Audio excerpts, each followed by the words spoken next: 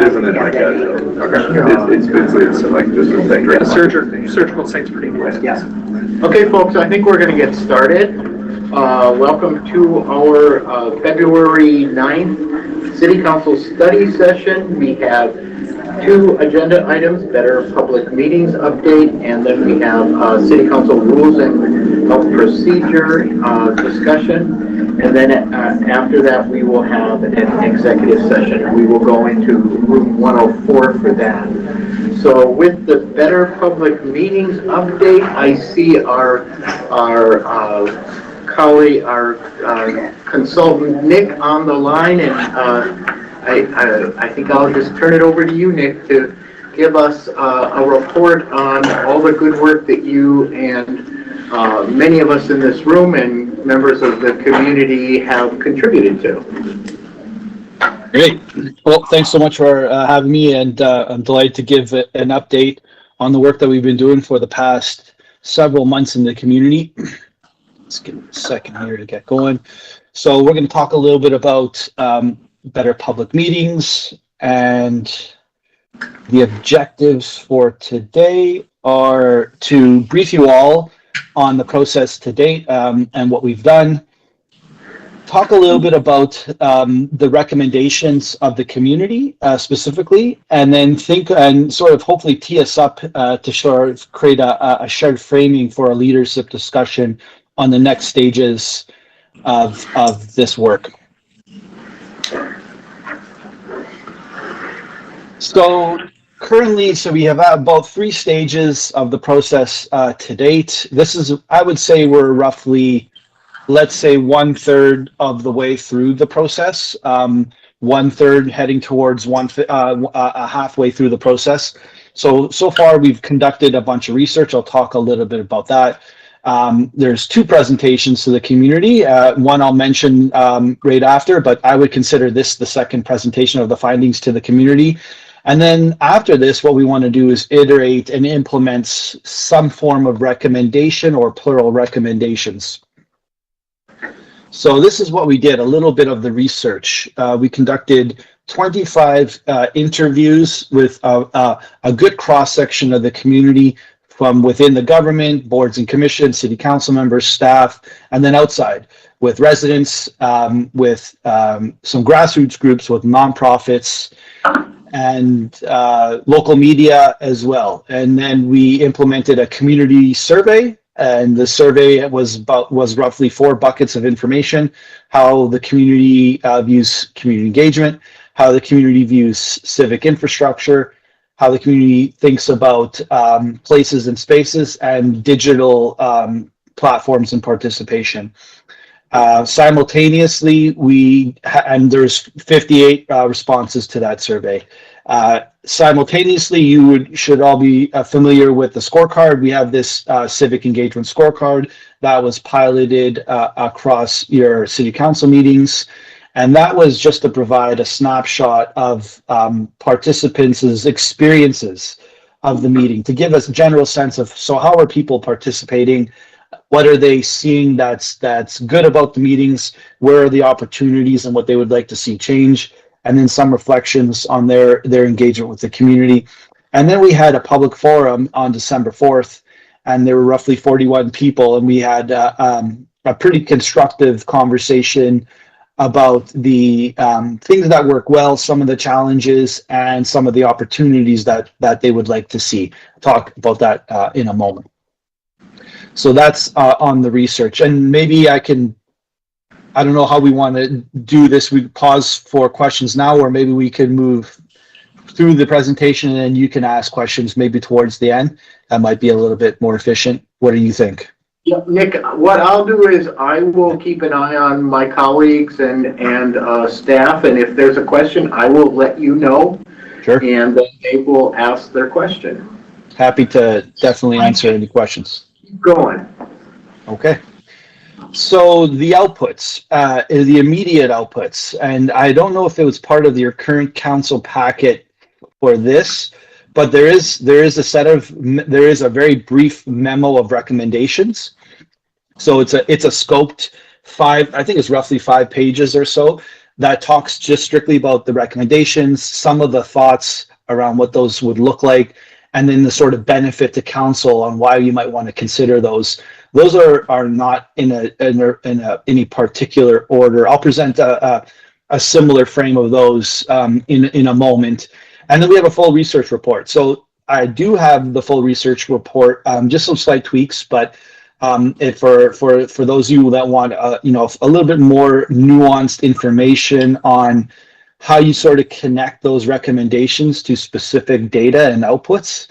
So we have 4 sources of information that we're working towards, and that's the community forum, the scorecard, the community survey, and the interviews. And so it's a lot more detailed in those regards. And so I thought having 2 separate documents, one more high level and scoped, and then a more detailed report to sort of back up some of the things that were said.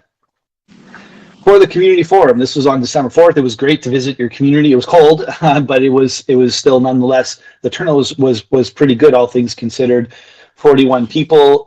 We did a little bit of a research update, and then we broke out into roundtable conversations, and we have a good set of information that came from that as well. So I believe that was also shared with the community. So one of the key things here is being transparent about, the things that we've been talking about. And I think that's online. So all of the data points that were collected through our Mentimeter, it's a live poll, are available to the community. And that became part of us thinking about the research as well. So I've been thinking, conducting this research, coming to the community, reflecting on what we've had with the community and refolding that back into the research. So this is a really iterative process, so that you're familiar with your own co-design, but it's pretty much everything is almost all in your own words. So here is as a high level of what we've been learning, like really high level. Like I said, like there's a lot more detail in that memo, and then even further detail in that research report, which I'll be sharing with you all. And so what we learned. So what's working? There's very clearly across all of the data points, a very strong civic pride and volunteer culture. This is noted throughout the community survey and throughout the interviews. We know that, some of the really deep involved processes like co-design are really good and unique to your community.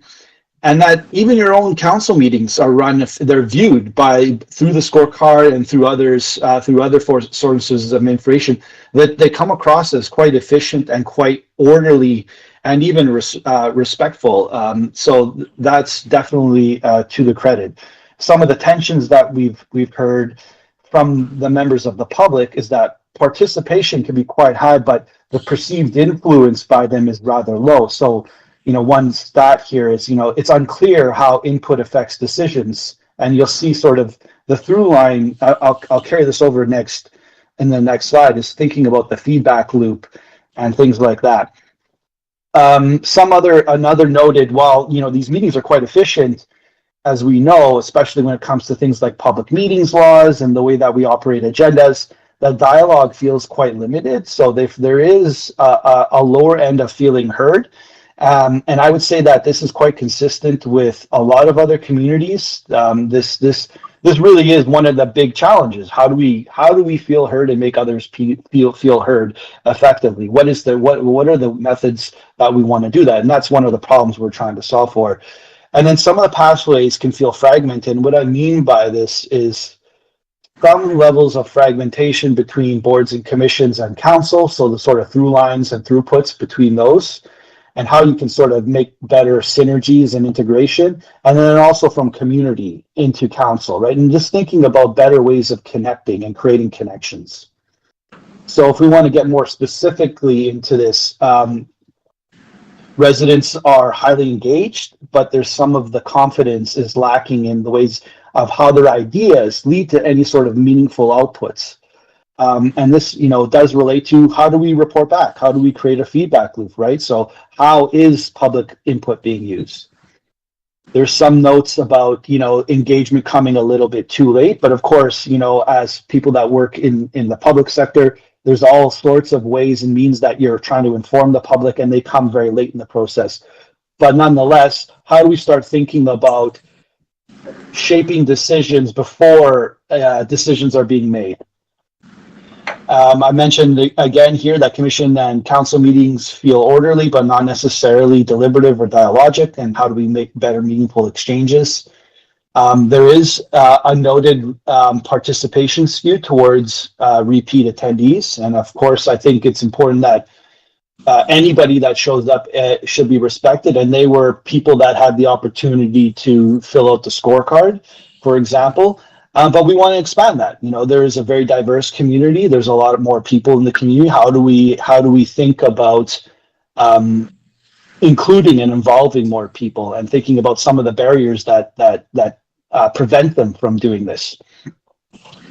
Co-design works, but how do we leverage this more? How do we perhaps think about making it more part of the mainstream process or scoping it? How do we think about being strategic with it? And then some clarity on roles.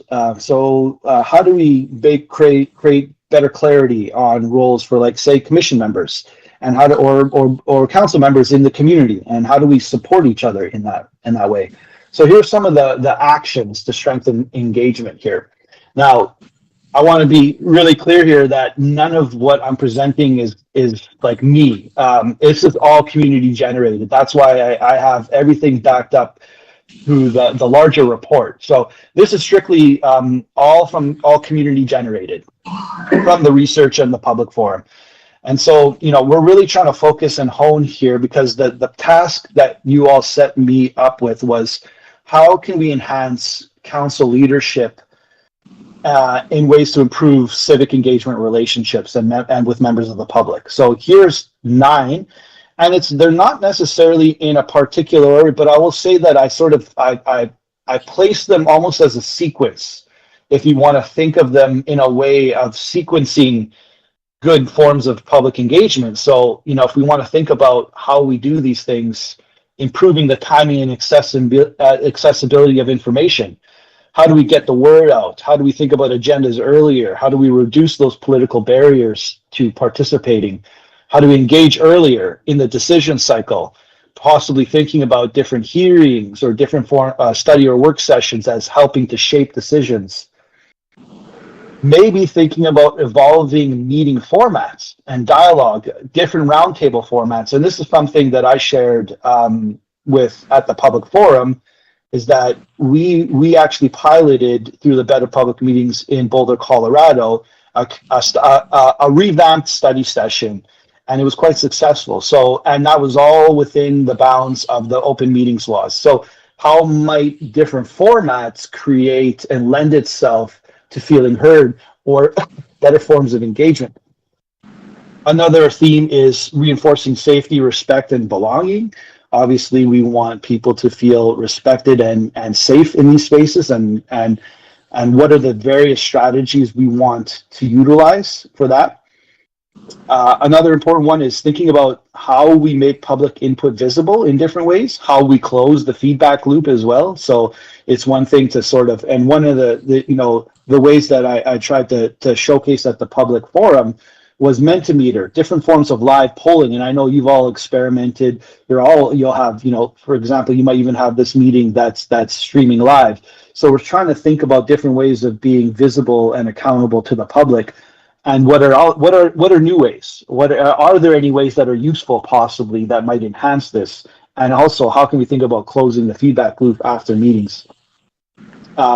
We did hear about how we might want to partner with youth a little bit more, with newcomers and emerging leaders, and what are the different pathways. You have a lot of good nonprofits in the community and a lot of people that are that we might want to tap into. What are the different strategies we might want to go to access that sort of lived experience? And then I mentioned strengthening the pathways to council. And so how might you want, think about your own government infrastructure. Are you creating the best sort of integration between council and the various boards and commissions to share information, and utilizing the way boards and commissions are in the community as well, and vice versa? And another thing that I thought was quite frequent to hear from elected officials was establishing visibility in the community. And so I've heard that you all are quite more interested in attending public engagements that's run by the city, but also holding your own informal meetings. So what might that look like? How can we best create the conditions for outreach so that people are aware of this and that they attended, and that and sort of building that sort of base for your own work to be to continue your work as representatives. And then the last would be sustaining and scaling co-design, which I had mentioned. So the next steps, the way that I'm looking at this is we have this set of recommendations. We're here to have a conversation about this, and then we can take this back to reflect on everything that you talk about today and maybe come back with something a little bit more scoped. But we want to think about, so what would we like out of this list of things, if this is a good list, to think about short-term or long-term objectives and goals? Can we create a work plan across your schedules that's feasible? Implement and try something and just test it and treat it like it's a pilot and learn from it and evaluate if it's good and where we might want to go with that. So that's where I see the sort of next stages of here. And we're practically, we're still in the conversation phase of thinking about what we want to do with this, but hopefully the recommendations and the data is providing food for thought for you all on how, you might, want to move forward. And so as for you all to consider, I just had 3 questions. And I'm sure if you have questions for me, I'm happy to clarify that. But the questions I had for you all were really, where do you see the biggest opportunity from that list? Which recommendations feel actionable in the near term? And then what support would you need to advance any of these ideas? So, yeah, that's it for me. Great, thanks, Nick. And I'll go to the other Nick, Councilmember Miller. Yeah, thank you, Nick. Great presentation. I have a question about a piece I didn't hear and wonder where it did or didn't come up, and that's remote participation. People express concerns or a barrier related to not being able to participate in council meetings, open comment, public hearings, because it requires them to physically be here currently. Yes, so there was definitely, and I think that's touched upon. That's a good note. This is touched upon, I think, more in the larger report, and maybe it's something that we can reflect in the recommendations. But digital participation or asynchronous participation. So, I mean, we might want to think about this in different ways. Is this participating live, and how we can garner public input during these processes, and what are the challenges and barriers you have to work around to do that, or is it asynchronous? There are different tools to garner public input before meetings that, and different strategies to think about. And so that's a digital form of engagement, but it's asynchronous. It's not in real time or live. And so I think that's a valid point. And I'll have to double check for sure to see how much was written on there, but it was part of the conversations, and we did hear about that. Absolutely. Okay, thanks. Other thoughts, Mayor? Well, as I think back, just over my 10 years here, 8 years, maybe it just seems like 10, 8 years here, there were times when, and even looking back further into what the school board has done in the past, where there are opportunities for a topic to come up and people to give input early on before that topic gets anywhere near a council meeting. And we could, I know it takes people's time, but this is what we're here for, is to give our time for the betterment of the city. And we used to do council meetings every week. Study sessions every week, even when we had the council meeting late at night. That was a long day. Not suggesting we necessarily go back to the exact same thing, but is there a way at the end of a meeting here, where we're reaching the end of the day, where we could be available to stay longer and invite people in for some roundtable discussions about issues that might come forward in in the next month or two, where we could get that input.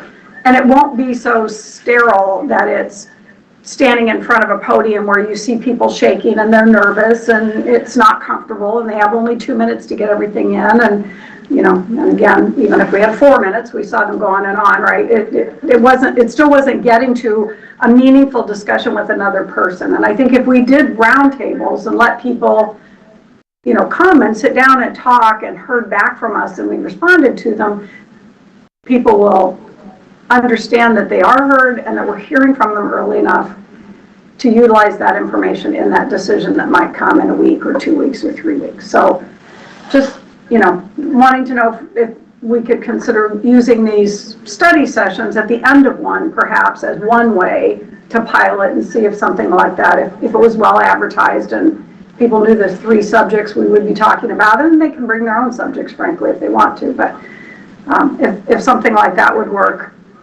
utilizing the schedule we kind of already have, but just expanding it like one time a month or something like that. So it was just something I've been thinking about. Is we're already here. Study sessions are less formal. Maybe there's a way. Councilmember Wall? Thank you. I am probably most interested in hearing as many voices as I can from the community.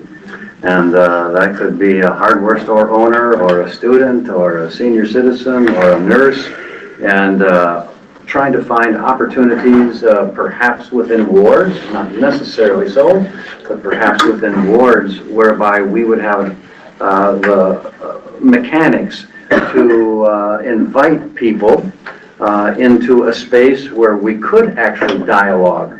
I don't necessarily see much dialogue happening as we're debating a specific issue in front of a council at a voting meeting, but I think that there could be considerable dialogue leading up to those meetings. Councilmember Miller and I were part of a briefing this morning in which it was, I think, quite helpfully suggested that, you know, maybe ward members would like to take it upon themselves to, within their wards, leading a discussion about a current need in our community.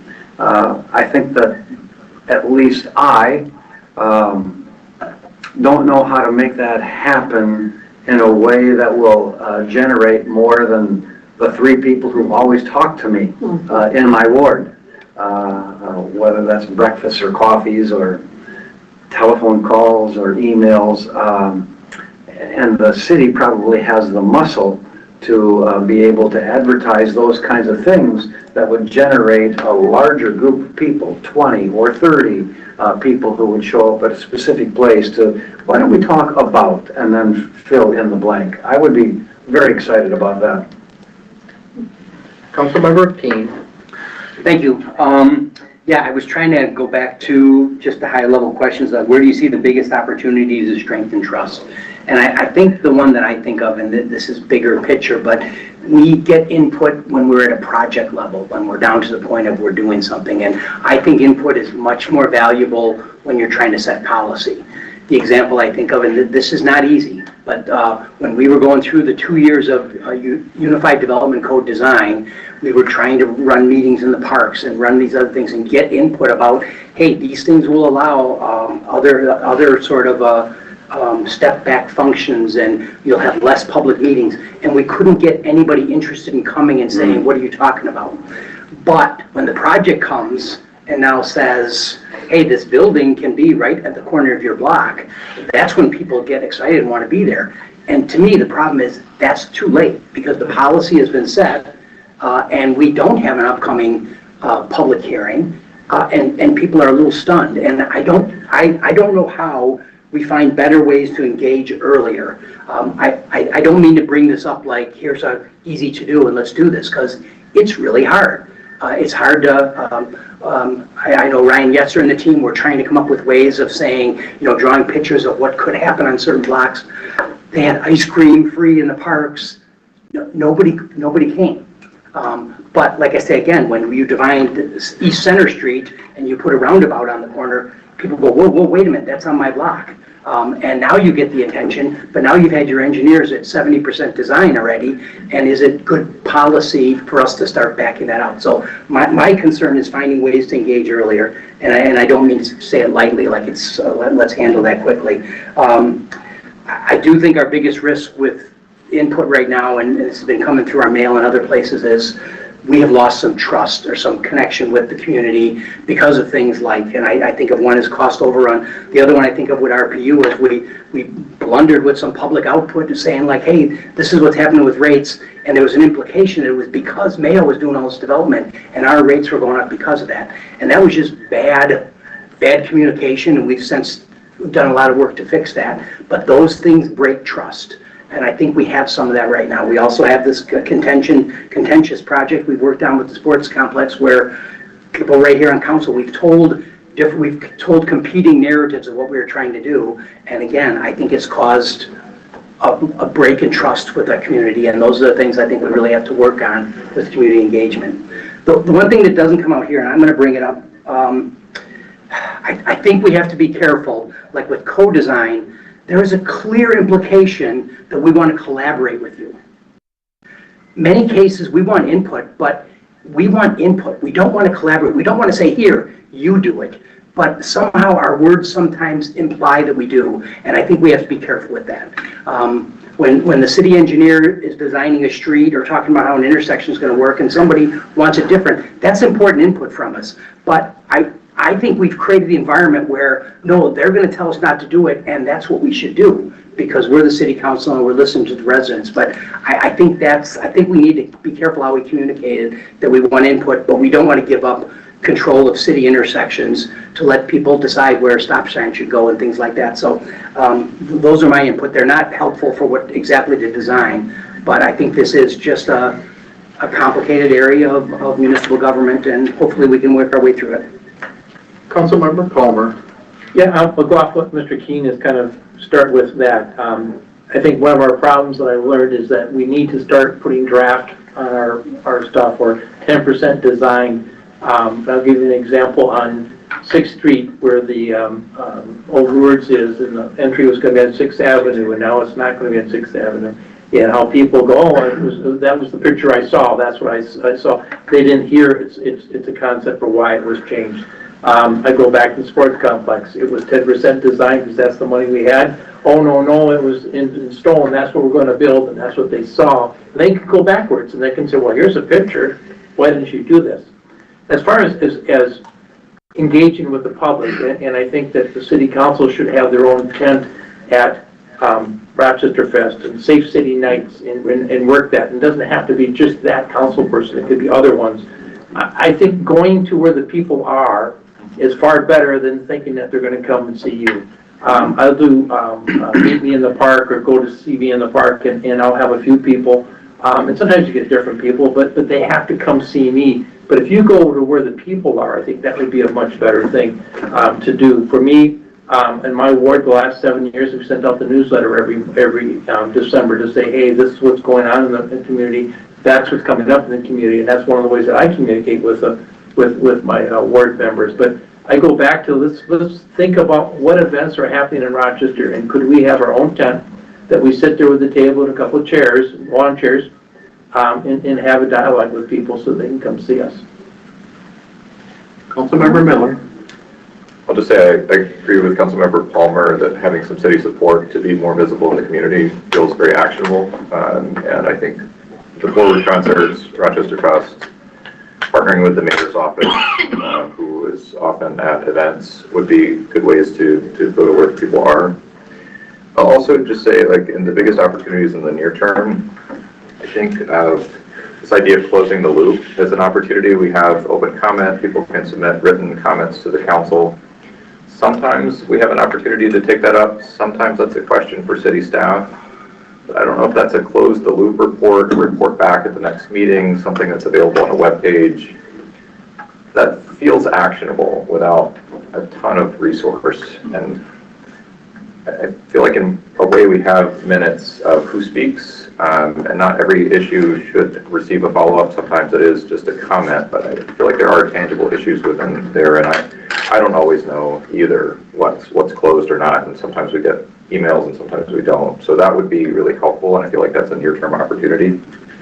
I'll also say I think we have a big near-term opportunity that we have this technology upgrade in this room. We have presenters now able to come and speak to us, address us through this technology, but we have not reopened a virtual participation for comments, an open comment, or for public hearings. And I look at other organizations, school board, for example, that requires a request to comment. And it feels like we could set that up and make sure that we know what the topic that somebody wants to address us on, make it clear that we are inviting specific people and not broadly advertising a meeting link that anybody could join, but trying to control it in a way that coming here physically at the right time to sign up is not a barrier to addressing us.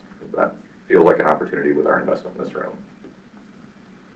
Councilmember Fredericks. Yeah, I feel like the city goes above and beyond to communicate with our community. I think it's our community's duty to be engaged in those processes earlier on than when it gets to the point where it's, hey, let's go time, it's construction time.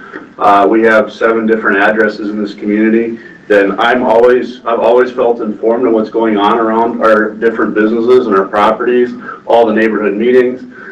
We showed a good measure of being thorough when the Center Street project, people that were affected by that said, hey, we didn't receive our cards. We pulled it back in. We made sure they got them. We did it right. We're not going to be perfect, but I really do feel like we are doing a good job of communicating with our community and letting them know what's going on.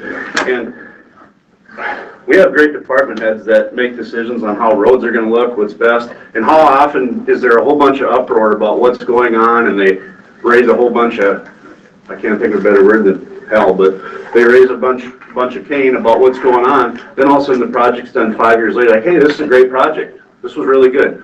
Well, that's why we pay professionals, and Dylan Dombrowski comes to mind a lot because he's very calm and collective, and he has a good idea how things need to work out, and he sees the whole picture. And I think we do a good job of things. I think we as a community just need to be more engaged earlier on in the process. I would just echo, and the kind of what are the biggest opportunities. Engaging earlier in the decision cycle, I think, is key. I think we brought this up last year at this time. I think we've done a better job in filling our study sessions with issues that the public are engaged in. I think there's also something at the apex of engaging earlier in the process and establishing visibility in the community for our elected officials, because if our elected officials, those of us around this table, we're the ones that really get the pulse of the community and those issues that are going to be upper in the forefront of our community's mind. And we as a city decision-making body have to be more flexible and nimble and responsive to what the community is asking for us. So in that glide path to decision-making or bringing an issue forward to the council, having that flexibility. And I think in 2 very recent occasions, we were able to be flexible at our regular council meeting two meetings ago, where we knew the community was really hurting because of the federal officers that have come to our community, and we said, this is not on our agenda, and we were able to work with our city staff and the mayor to hobble together a presentation through the administrator's report and the mayor's report that looked like we were responsive. And then we were able to then follow that up 2 weeks later. And so I think that is a model of as the world moves faster, we're going to have to be more responsive. And I think that speaks to virtual attendance, virtual input, and establishing that visibility in the community, working with our communications and community engagement team to incorporate the elected officials in those engagement opportunities, and then have the cycle where the elected officials say, this is an issue that's starting to percolate. Should we have some community engagement opportunities around this issue? So those are the pieces that come to mind to me, and I do, in our next discussion, have some proposals that maybe get a little more granular. I just have two quick things. One is we do downtown, on Thursdays downtown, have a booth. My office does, as well as at all the Safe City nights. And we can get a second table and have city council put on the front of it to be at that as well. So if that's something you're interested in, Councilmember Palmer mentioned that, we could do that and have a second table, and it could, just be the city's thing and have two separate areas. So that's something we could do. The only thing the challenge there is open meeting law and making sure that you would manage that somehow. So I think we could do that. The second one is there's a digital program that we heard about, and for the life of me, I can't think what the name of it is, that helps us invite people in our community to events by ward, by age, by whatever. There are ways to do that, and we don't currently do that, and it's something we might want to look at, where you could have, one of the wards wants to have an event, and they could send an email out to everyone in their ward, or we could have a citywide event and send it out to people, or you could send it to just people 60 and over if it's a senior thing. There's ways to do that, and we just don't have that capability yet. And several of us heard from this group a year ago, and I've talked to them since, and it might be something we want to look at just to be able to reach people, because we know that's one of the hardest things that we have, is getting people.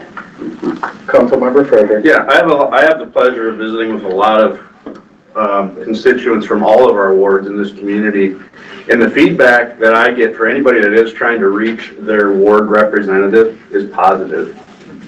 We're all accessible. We all have our emails out there, our cell phones numbers out there. We're easy to talk to. All of you guys are. Even if we're on different sides of some issues, we all get along. We all want to reach back to people, even when we maybe don't want to hear it, we do it. I have not heard otherwise. So we're very accessible that way. And I took Mr. Wall's lead on this one. Showing up at your neighborhood informational meetings, it's a good way to talk to people. There's something right there. Maybe only one person shows up at it. Maybe there's 20 that do it, ones that are a little more, I don't know what you'd say. Contentious. Thank you. He has bigger words than me, but anyway, that's a good way to meet with people at different levels where they're comfortable to have that back and forth. The back and forth dialogue for each ward should kind of come to us, in my opinion, and we should be the voice for our wards. It's a lot easier to have a one-on-one conversation than it is to get in a group. And then to me, all of a sudden, if we have all this input coming in, holy buckets, how do you juggle it all and take that input and put it into a workable plan? Councilmember Palmer. Well, a couple things. I would think a separate Denton area for us would be better. Then that way you could take it to your ward if you wanted to, or you could take it somewhere that says city council, and we can see who has the most amount of time on the tent and work on that. I think that'd be good. Some people would check it out a lot. The thing that I want to caution us about is the remote meeting participation, and we had done that in the past, and that becomes very tricky. You don't know who you're talking with, and number two, they can say anything they want. And we had some very derogatory things said, and throughout the United States, derogatory things were said. So I'm happy we did that. I think we almost need to relook at how we do our open comment period, and maybe not televise that anymore and have people not play to the show, but come and talk to us. But I think that might be a different discussion that we have. I am disappointed though in the program that the community forum had 41 people at. If you're trying to outreach to everybody in the community, 41 people isn't very many people. My understanding from the participants that were there was that it was pretty much a set deal, and they're the usual suspects that come to our meetings anyway. So I don't know if we reached out and got other community members. Part of the problem for businesses is that they like to survey the people who show up. You should really survey the people who aren't there and ask them, why aren't you here, and what can we do differently? And I think that goes back to us going out in the community where people are and then engaging. Councilmember Miller. Sure, I guess to build on that, and a comment Councilmember Palmer made earlier about sending out a newsletter, and also what the mayor is mentioning. One, and this is a longer term item because it would have budget impact, but having some communication support to be able to more practically reach people. Each of us can build newsletter lists, perhaps managing emails, building social media presence, etc. But at some point, that doesn't allow us to practically reach out, as the mayor was saying. If there's a forward concert at Cascade Lake, to be able to choose a radius around the park and let people know electronically, and that's one of the capabilities of the tool the mayor was talking about. But it also, I mean, I appreciate Councilmember Palmer's financial investment in mailing everybody in his ward an update once a year, but that is a financial cost that each of us have to take individually, and is not part of our current council support for communications. And I feel like there are potentially good technology tools that would allow us to be in better conversation, build a relationship, make sure that people know who we are, and that when there are events happening, it isn't just the usual suspects. And that's going to take time, I think. But that's something I'd like to see how we might work toward, not as an immediate change, but being able to scale our reach, so to speak. And I feel like the scale of impact is something that's come up a few times. Councilmember Wall.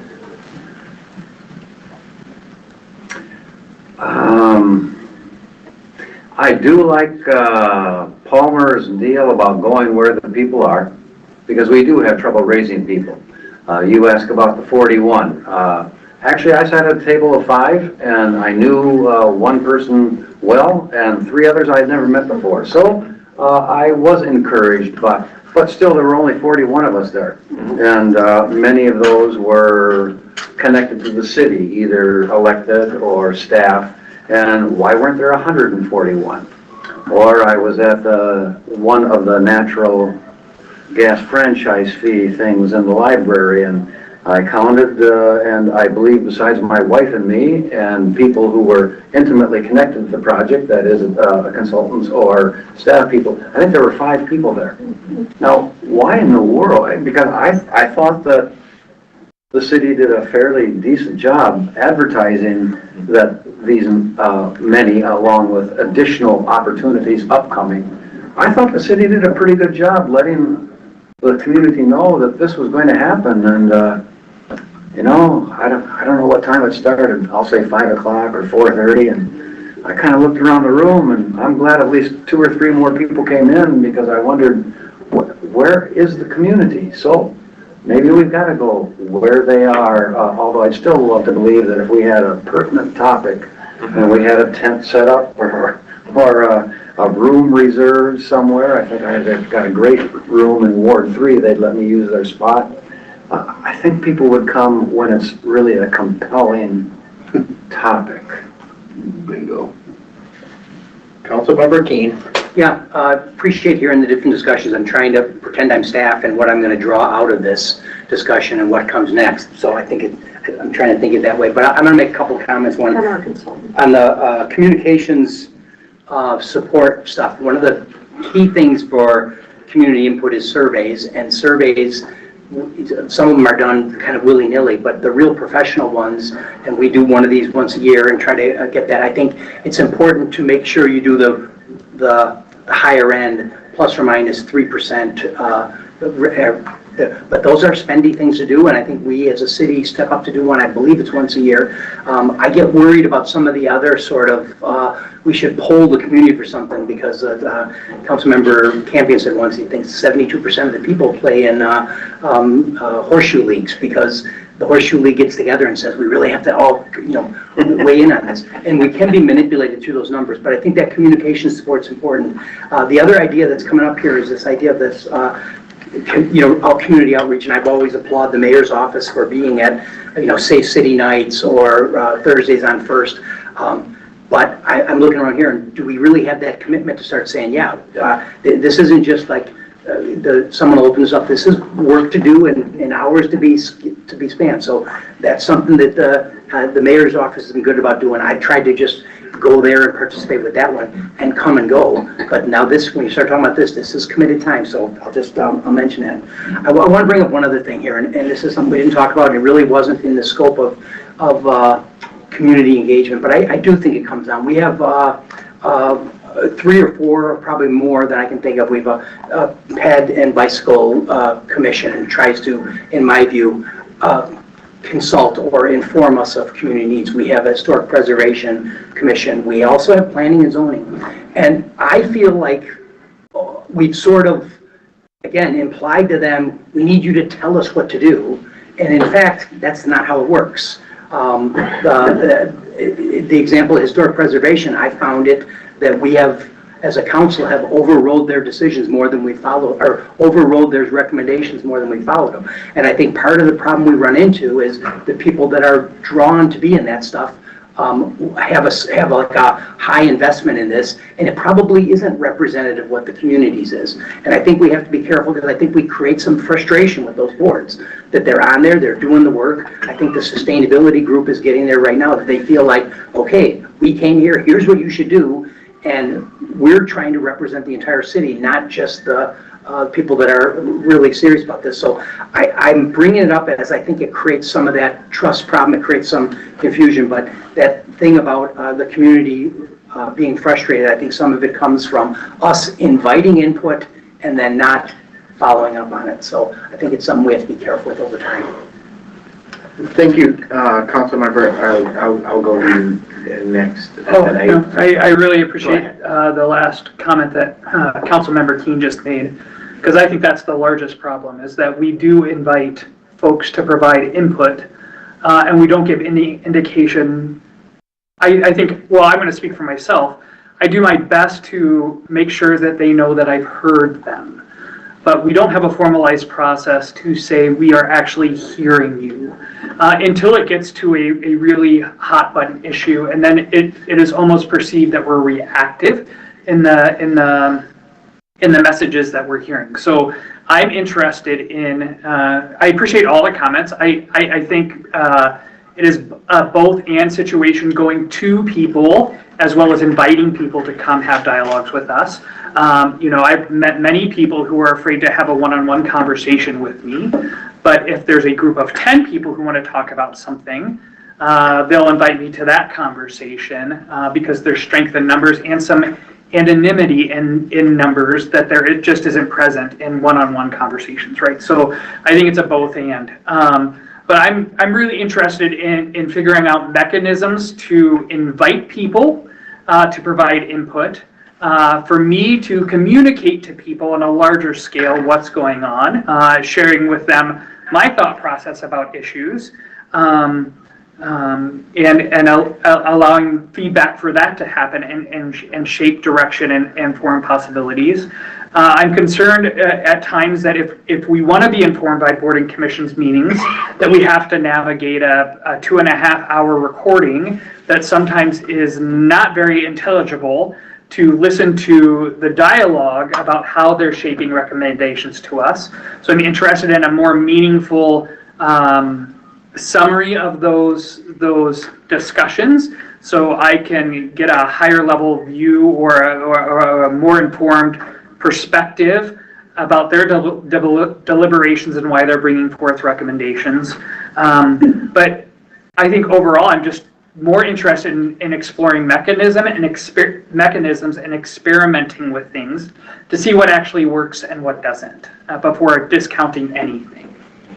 Thank you, Councilmember Doring. Sorry. I was just going to add on boards and commissions, and I think Councilmember Doring made some really good points about being able to make that information digestible to council members, because I look at boards and commissions, in particular the ones that you, Councilmember Keene, mentioned, as a process of bringing in more information. So you get a deeper dive into the issues. It's not necessarily looking at their recommendation as a recommendation, but as input into our decision making and at a more granular level. But at a higher level, I think there's value in getting that board and commission information in a better format so that it is usable to us. I do, and not speaking of it because I used to serve on planning and zoning, but I think we're able to get through a lot of our planning and zoning public hearings very quickly because of the pre-work that planning and zoning has done to bring that to us, that they've vetted a lot of those questions. So it's not a we're rubber stamp, but it is helping us with our ultimate decision making. So with that, Councilmember Palmer. I'm going to go off of kind of what's been said is when I first got involved with stuff, it was with the Ulster County Environmental Commission. And when you went down and you were interviewed by the county commissioners, you had to tell them why you should be picked. And I was picked because I'm just a regular person. And I think there's some value to having regular people and not advocates or not people who have, oh, I'm all for this or I'm all for that. I think some of the communication problem we have is that we set this expectations, I'm going to be on this commission, and when I'm on this commission, I'm going to tell the city council what to do. That's not what we do. And I would prefer us as a city council to ask them a question, say, hey, look at this issue, look at the gas fee, look at some other issue, come back to us with some thought process that you have. But I think at the end of it, our job is to balance. And part of that balance is between finances and goals and other things. And I think some commissions just think that we're just going to take what they have at face value. And it's a bigger picture that we're looking at. And I think we need to let them know that yes, we respect what they do, but it's got to go through almost a meat grinder to get to the end. Mayor? Yeah, and I just want to be clear. People are picked because they apply, yes, but we interview them and they are just your neighbors. They are regular people. There are a few advocates in one or two committees. They're just people on the street and often they'll be, Mayo sends it out to the Mayo staff when they see these postings. It's a Mayo employee. A lot of them seem to be in tech for some reason, but I want to get involved in the community. I want to serve on a committee, and they list 3, and I interview them for one of the 3. And they're not all advocates just for one particular topic. So I just want to be real clear about that. We shouldn't have this feeling that everybody on every committee is just somehow wedded to that committee. They're wedded to community service, many of them, and that's why they, and there are a couple of exceptions. There's always someone who loves the topic they're in, but that's not the rule, it's more the exception. Thank you, Mayor. Well said. I couldn't agree with you more. Nick, any closing thoughts? Where do we go from here from a better public meetings standpoint, the work that you're doing? Well, I think, some really great points here. And, one thing that we should do is, the group that's been meeting regularly put our heads together to think a little bit about the themes that you all talked about. I'm hearing, different types of mechanisms for inviting input, ways to communicate out, how to do community engagements within the community and different and wards or different sort of festivals and events, digital forms of participation. So I think let's digest a little bit of this, think a little bit more about how this aligns with the other input, and maybe what we can do is come up with something that's shareable. But I think as immediate steps, just as a group, think through some of the stuff a little bit more, and start thinking towards what sort of actions that we would like to take and experiment with. If that makes sense. Yeah. Great. Thank you very much. Thank you for all the work you've done so far, and looking forward to continuing to work with you. Yeah, my pleasure. It's been great. We are going to move on to our next topic, which I think dovetails quite nicely with the previous discussion, City Council Rules of Procedure and Code of Conduct Review. And Administrator Zelms, are you taking the lead on this one? I will facilitate the PowerPoint. How about that? And there will probably be a lot of leads on this one that aren't me. But we did try to set the table a little bit so that you could have, not everyone wants to talk about every sentence of the rules of procedure and code of conduct, but often some similar themes come up there. Good discussion that I think helps to frame some of the policy considerations for why do you even have a council rules of procedure and code of conduct. Would I point to this? Do I point to this? Oh, there we go. Or maybe you do it. So just something to kind of ground us in, things to think about as you're considering the council rules of procedure and code of conduct. Is there anything that could be clarified? Is there something that's unclear to you? Is there something that you feel like could enhance how the staff is working with you or help your decision making? And how do these things work in concert with the charter and the code of ethics? The ethics ordinance that you have. So just things to be thinking about. Also important is the purpose. There is the broader purpose of why do we have a council code of conduct and rules of procedures in the first place. They really are supposed to be your norms for how you expect each other to show up and how you can expect the staff to show up and deliver information to you. Trying to provide some clarity in roles and expectations, focus our time and resources on the things that you've all agreed on are important and that we're trying to have all of our teams aligned towards, making sure that our team can be confident in how they're operating and the norms that they have for their day-to-day operations and not moving outside of those, and then just making sure that we can be transparent and try to have good governance through having those shared processes. Even when we have hard topics, shared processes can help us get through the hard topic.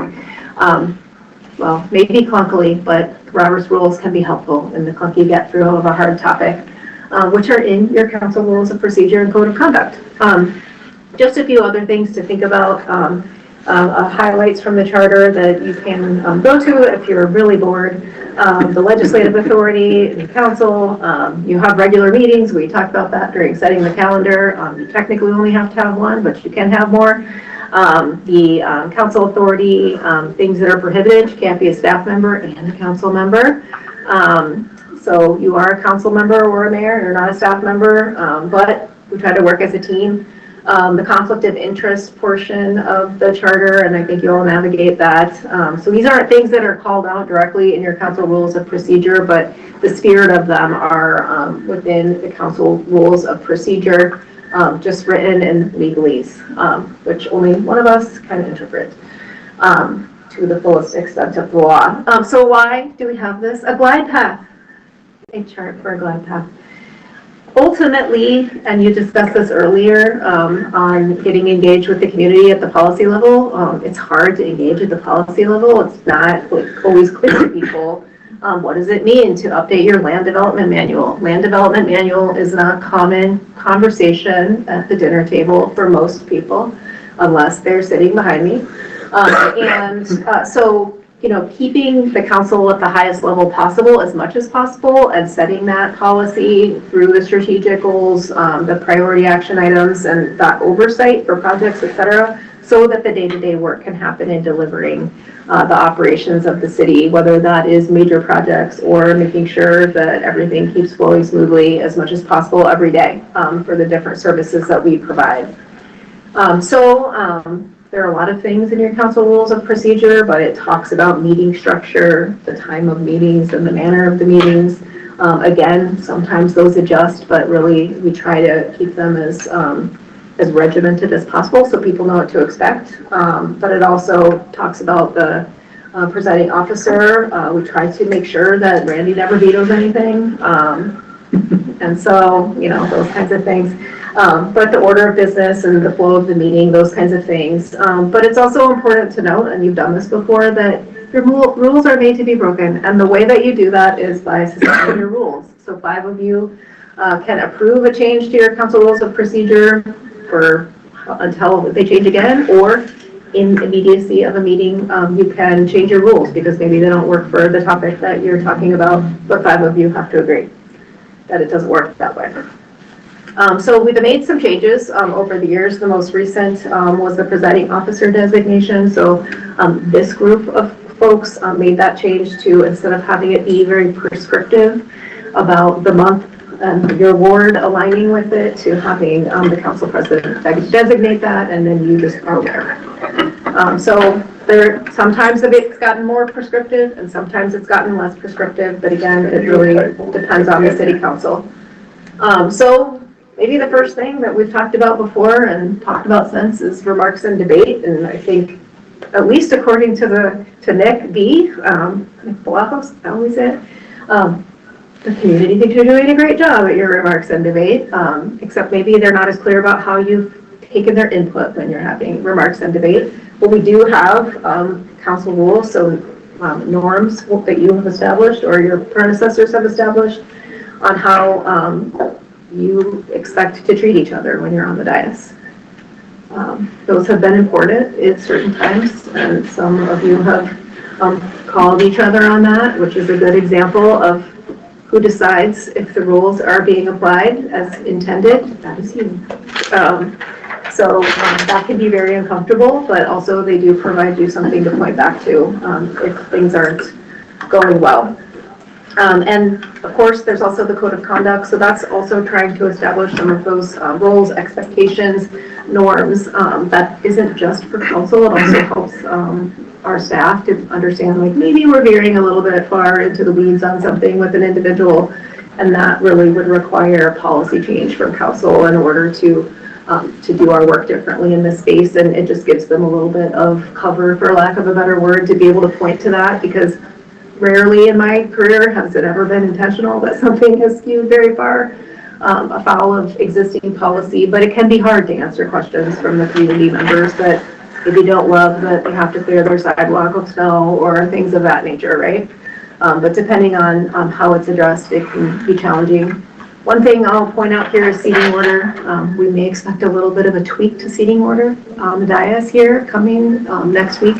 One of your members would be very valuable for them to be closer to the ramp. So that would be even a question for now. There's two great ideas brought up by teammates. One was you just reverse 1 through 6 to 1 through 6, which would mean that Councilmember Keene would get to sit next to me and I would get to sit next to him. The other idea involved the same thing, except less of you have to move, which would be Councilmember Doherty and Councilmember Keene just switch. Either way, you will get to sit next to me.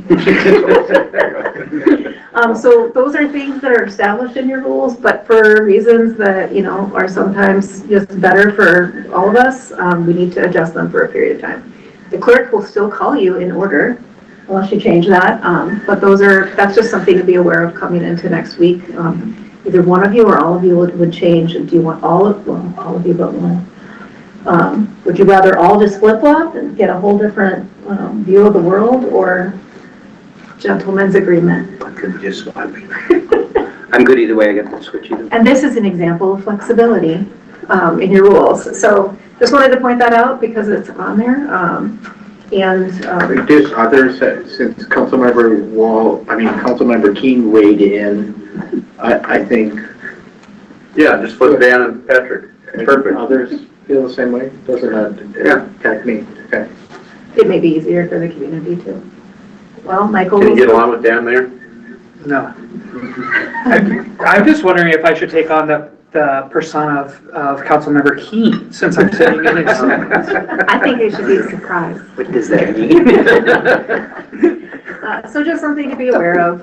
And so again, all of these are really to try to have clarity in your meetings so you don't have surprises where we can manage it.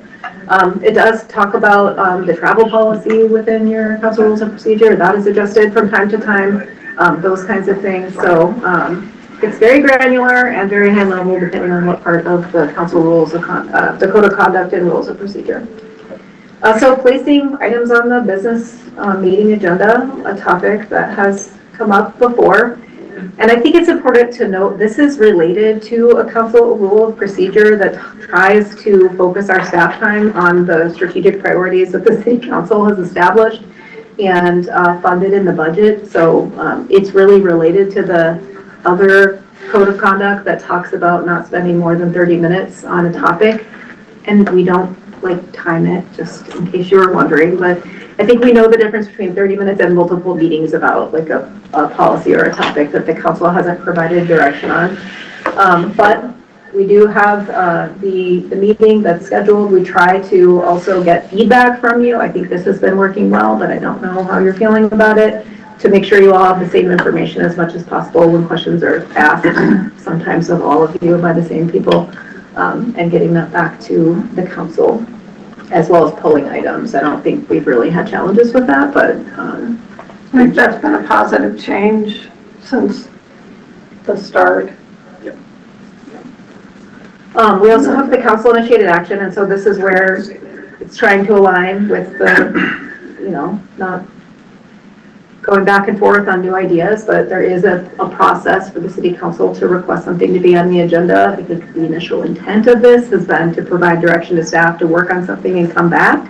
That's not always how the council initiated actions have either come forward or the motion that has come with them. So just acknowledge there's been some friction with that occasionally on council, but the intent is to be able to review it and have a good sense of how much time that might take and whether or not we might need to reprioritize other work. It does not prohibit you from putting something on the agenda and asking for approval at that time, but of course, most people don't like to be surprised with an idea a few days before they're expected to vote on it. So felt important to highlight this in your council rules of procedure. You can keep going, take questions or comments. Any thoughts so far? Additional thoughts? Well, for mine, you have the mayor's request doesn't require a second, and those have not typically been done at the table since I've been here. Those have been done working with the administrator and giving it to you, and not going through a formal process at the table. So just to clarify, Yeah, and those are just, the way that I've approached that is just having enough time to make sure it could be on the agenda, and then I place it as close to a council initiated action as possible, which is reports and recommendation. Not to have any judgment of it, but just so that the city council can be aware that it's not necessarily something that was in the work plan. Doesn't mean it shouldn't pass, but up to you to discuss that. So I see the CIA, I would rather characterize it as not friction, but kind of an evolution. I mean, we've had some resolutions that have come through that process, and I don't know if folks have an issue with that. I think this is the vehicle that we have as council members to bring issues forward. I did have a clarifying question on other business. And so if council members bring up other business, and I do know that most council members, if there is other business, we will get a heads up Monday by noon that there will be other business and what the topic is. I don't, and Allison, I'm not sure if you share what that is, or I don't know if we share it with everybody on the council.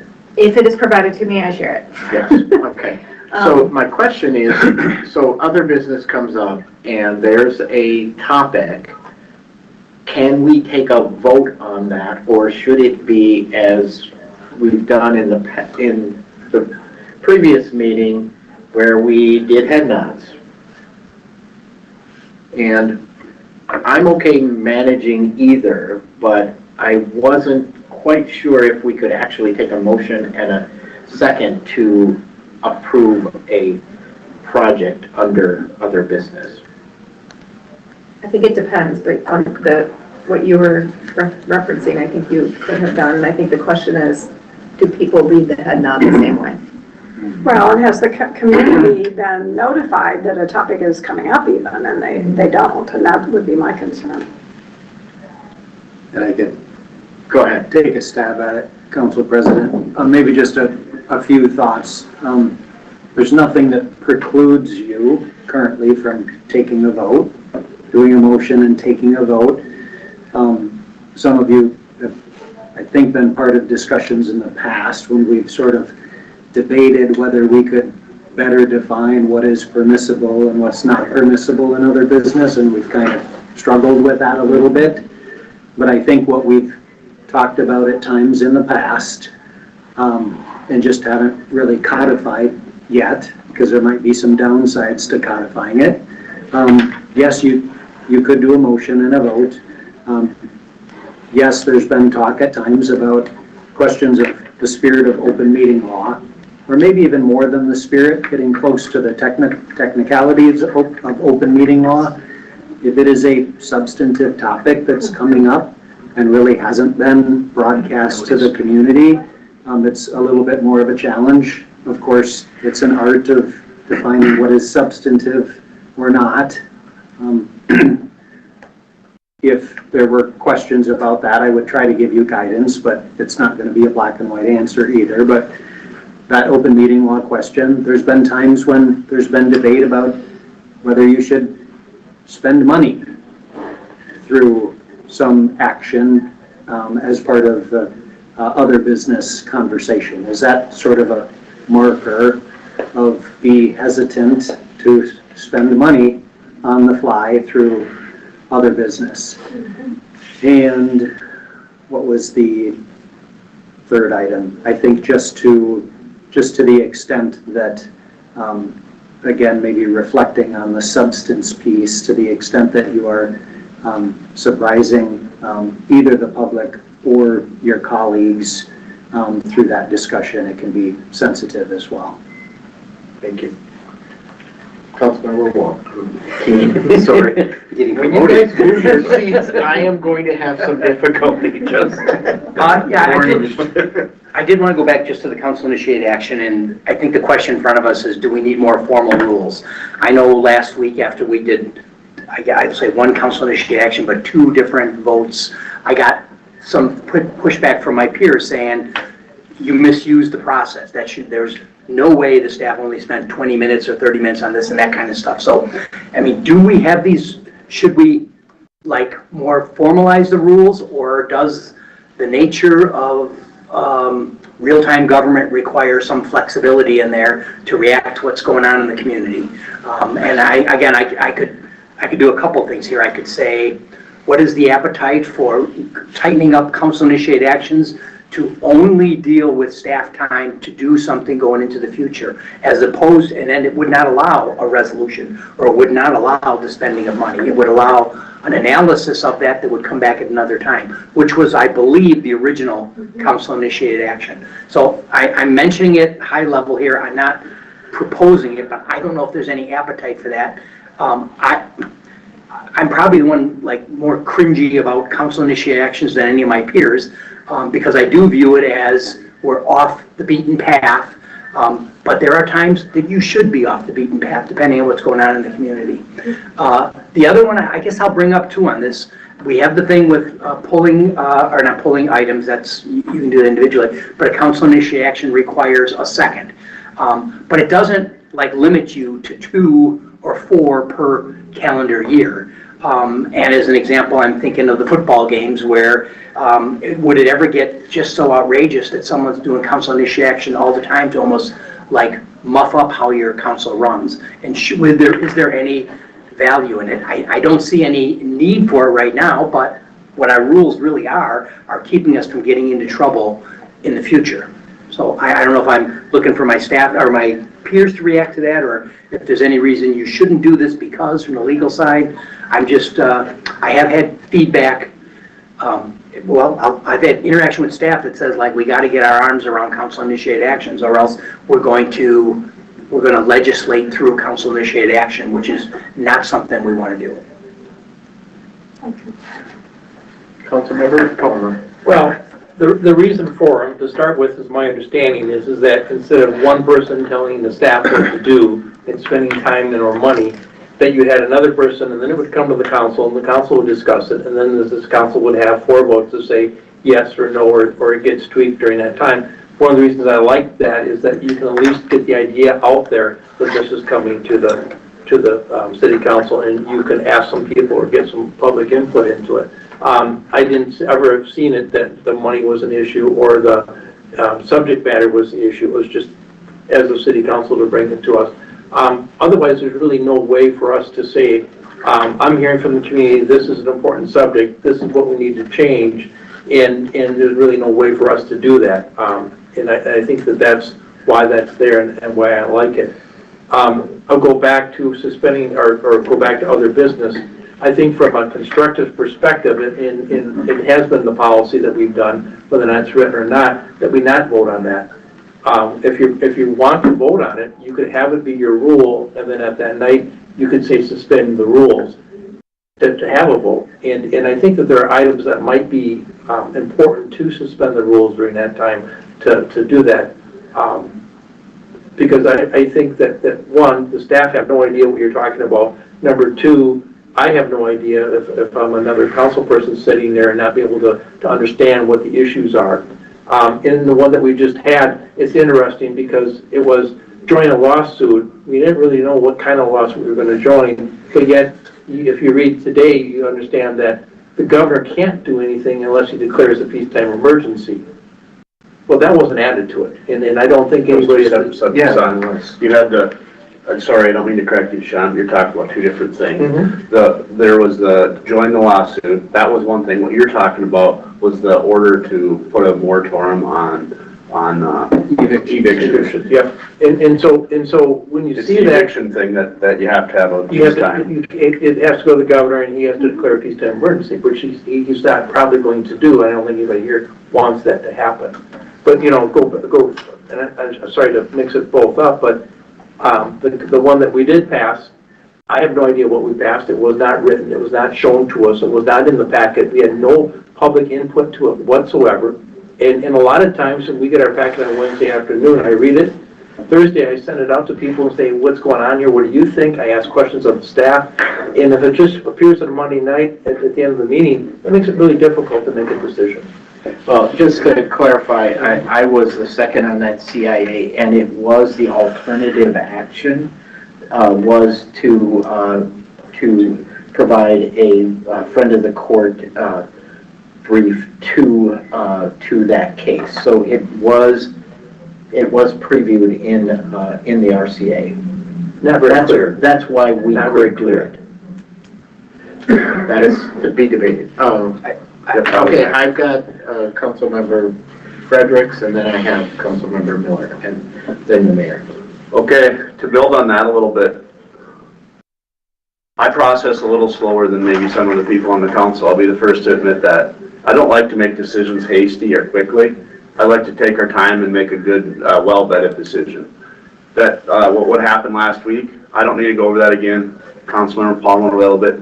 I did feel in the dark a bit, or not a bit, a lot of it on a few of the things that got brought up last minute. Okay, I don't like that. I like to have things thought through and make a good, sound decision, not an emotional decision. When we make emotional decisions, I'm going to say more often than not we're screwing up. So I like to have a well-vetted, thought-through decision with input from our constituents, because that's who we're voted in to represent. So I really want to be careful making hasty, quick decisions. I felt like there's a couple things I didn't feel like a couple things got brought up on the fly last week. I didn't like it. And I was forced to vote on it, and without being able to hear what people had to say. And it's just not, it puts a person in a position that I don't like to be in. I want to make a good, educated decision. Councilmember Miller. So just some thoughts on the CIA process. With the form, it requests a title and a brief description of action. I wonder if there is not a way to request a suggested motion, because in our RCAs, when those are presented to us, there's a requested action. Oftentimes it is the motion that is end up made. And I can think of times in the last year where the description that was in the packet and the item as presented did not feel cohesive to me. And I wonder if there's a way to tighten that up so that it is clear what the action requested is by the two council members initiating the council-initiated action. And I would like to see that, because I think it gives us a clearer place to start.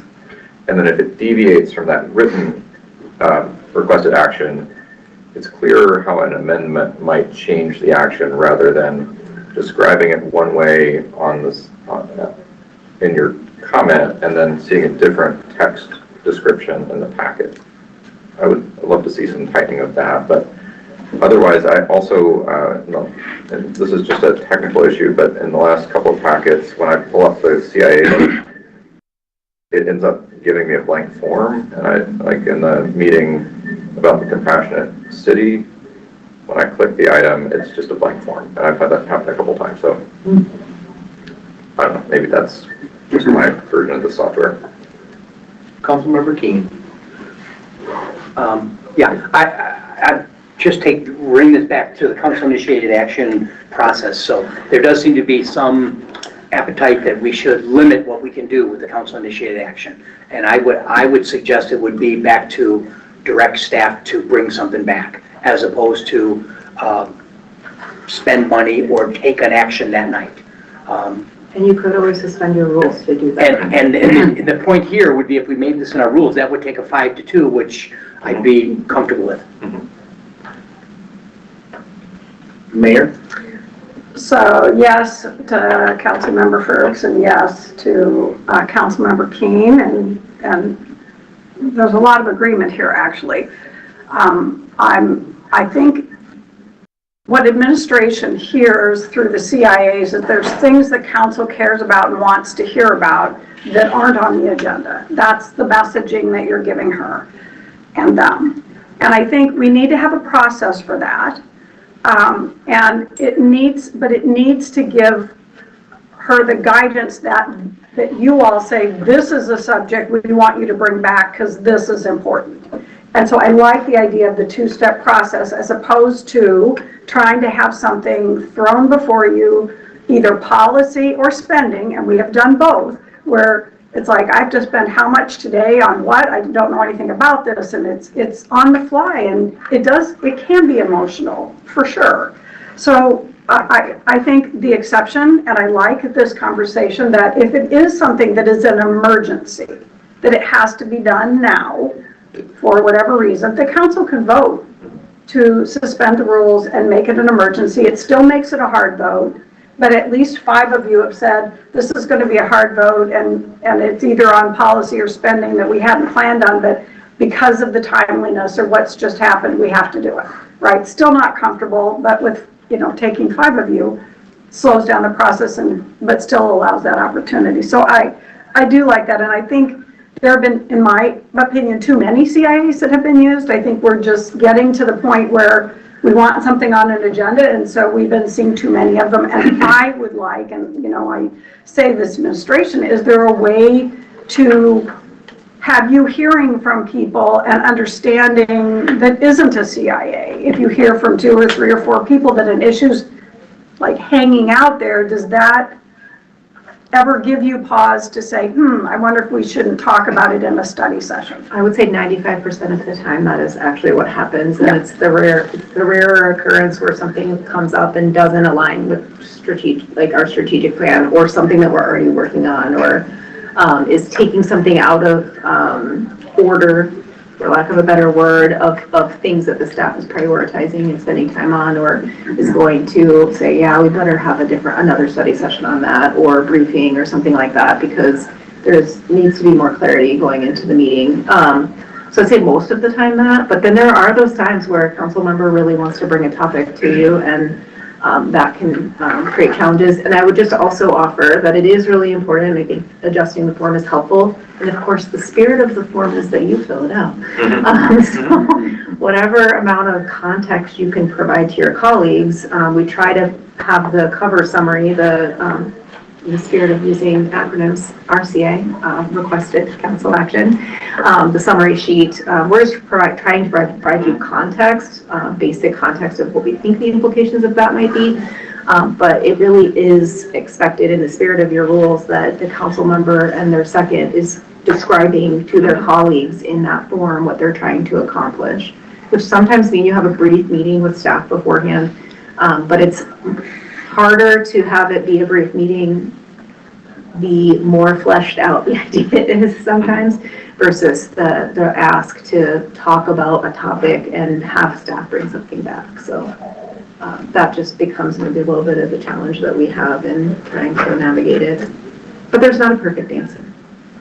No, But study sessions are a way, even if you only set 30 minutes for it or whatever it is, a short topic, at least it gives everybody a chance to get a little information about it before they make a decision about whether they want to support it or not. And that is maybe a good point for all of you to be here to hear. There is an actual rationale to the calendar item that's on your study sessions. It's not just there for me to remind you what the calendar item, or myself, what the next calendar item is for the study session. It is an opportunity. If you look at the calendar and you see something not on there that you expected, or it's a vehicle for you to ask, hey, when is this other, are we not going to have a study session about? I don't know. I'll use a fun topic, bike lanes. This year, or I feel like it's important that we talk about that. Like, it is an opportunity with your colleagues to talk about that, and for us to formally say, yeah, we should look at probably updating something, or actually the title that you read here is that topic and we called it something else. So that is a vehicle for that, and not to belabor other business, but that is also an opportunity to say, you know, we heard from someone during open comment, and I think it would be really helpful if you came back with, you know, a memo to staff where we want to have a study session on that. Those, again, happen rarely, but I do think those are important ways for you to have a feedback loop for stuff that feels important to address, even if it's not in real time, but it's in bringing it back at another time where you'll spend your time on it. So just things to think about. I want to just emphasize that point, because and just to be clear, the administrator puts together our agenda. We do not have oversight over our own agenda. And I think that we, certainly in my tenure as in a year, I think the city administrator is very flexible to respond to us as council members on those agenda items and study session topics. I think last year we had more study sessions on the sports complex because we were responding to our community needs, but I do think that we have to think about that, being nimble and flexible in an ever-changing world where our constituents are wanting us to be responsive quickly. And so we have to find that balance on those things. But I did want to say to my colleagues that it's incumbent upon all of us to push that agenda when we hear from our constituents. There's more in your presentation, isn't there? So let you continue. We put the longer ones in the middle, part of the construction of the agenda. So this is related, so direction to staff. So we do try to be nimble when we can, but we also try to, you know, hold the line where there's a policy item that maybe would be adjusting, and I think we've done a good job of that together. Requests for information, so we do try to keep those as narrow as possible. If it's something that's going to require a lot of work, then we would probably recommend a council-initiated action. Again, those are rare. Usually it's something that we're already working on and you just want to better understand it. And then interaction with staff and just making sure, you know, we try to be polite on the dais to our staff as well. They're working hard. They don't always get it exactly the way every single one of you wants it perfectly, but it's not thought of trying. But again, I think I've seen this go quite well, I think, with over the last year, and so just wanted to point it out here. It is related to that, trying to have the day-to-day operations be the day-to-day operations and not have people feel like they're not sure when they should say yes or say no. Then remote participation, we talked about this last time. This is where I believe I handed off to Mr. Summer Craig, so you don't hear me drum, but it's a surprise to him because I didn't tell him I was going to do that. The state law did change in May of last year. We haven't really had too much of this, and it seemed like there was not a lot of support to have this happen a lot with your colleagues. It changes the dynamic of the meeting, but I'm curious on your feedback or if you have any thoughts. I would just echo some of that same reflection. I think you may recall when we briefly talked about this previously, it was probably around July or August, anticipating the upcoming change to state statute, shifting from a 3 times per year exception to appear remotely for either military service or health reasons. And that's combined, 3 times combined, to essentially an unlimited model under state law. And I think what we heard, what the discussion was at the time was, as city administrator reflected, sort of a resistance to going that direction. And we have kind of carried forward that sense from you, not only with the city council, of course, but I think there is a belief and understanding that this would be the model for all other boards and commissions for the city. So you can consider that as you have some more discussion today, if you think that that is necessary. I would say otherwise the rules as written are under the old law, and that's okay. They can stay that way. We can be more restrictive than what the state law allows. So happy to talk through some of that, either more from a legal perspective or practicality or otherwise. Councilmember Miller. Yeah, I'll just raise the issue of, like, in March, the mayor and I will be at the National League of Cities Congressional City Conference. There is a regular city council meeting that happens that Monday evening. And I wonder if there's a way to keep it restrictive, but if we're even considering if you're on official city travel, to be able to participate remotely. I will maybe, unless you want to answer, I think you could do that now if you did so in a location that would be publicly accessible. So if you were like in the business center of the hotel. Okay. True. Okay. Yes, that's accurate. And notice with the, because I guess this is where I would feel that we could be more in alignment with the flexibility of the new state law, that if I am sitting in the hotel room, not in a lobby, it's much easier to manage background noise, comments, other incidents happening in a public place. I would be in favor of making that flexible change. Yeah, in the past, when I've attended, just if I've been traveling to a conference and I sit in, I don't even think about trying to participate. I don't have to vote, right? By conversation, because if you have to be in a public place, you're often in a place that's noisy. And to open that up and have all that background noise during the middle of a meeting would not be positive. Councilmember Frederick. What would be the reason you couldn't be in a private space, you could stay focused on what's going on in front of you and you don't have a distraction to the people that are listening on this end? What would be the issue with that? Well, if I understand your question correctly, currently the law allows somebody to appear from a remote location as long as it's public, right? So that's currently what the law allows. It doesn't allow you to appear from a remote location that is private. And That's what I'm asking. Why is so we can't, that's not an option, period? Unless you expand the exceptions.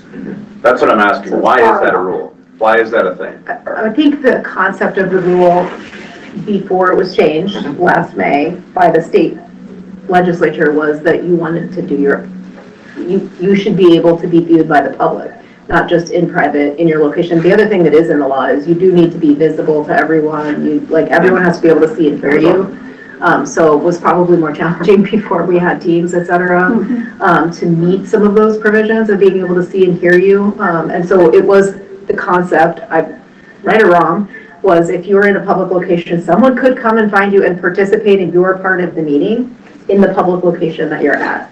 If you went to a library, I'm not saying most people would do that, but technically, even if you were out of state, but for some people, if they were in state for some reason, they had a back-to-back meetings or something. Well, to finish with that, then, if we have an important vote on the date that Councilmember Miller's gone, it's important he's able to vote on that.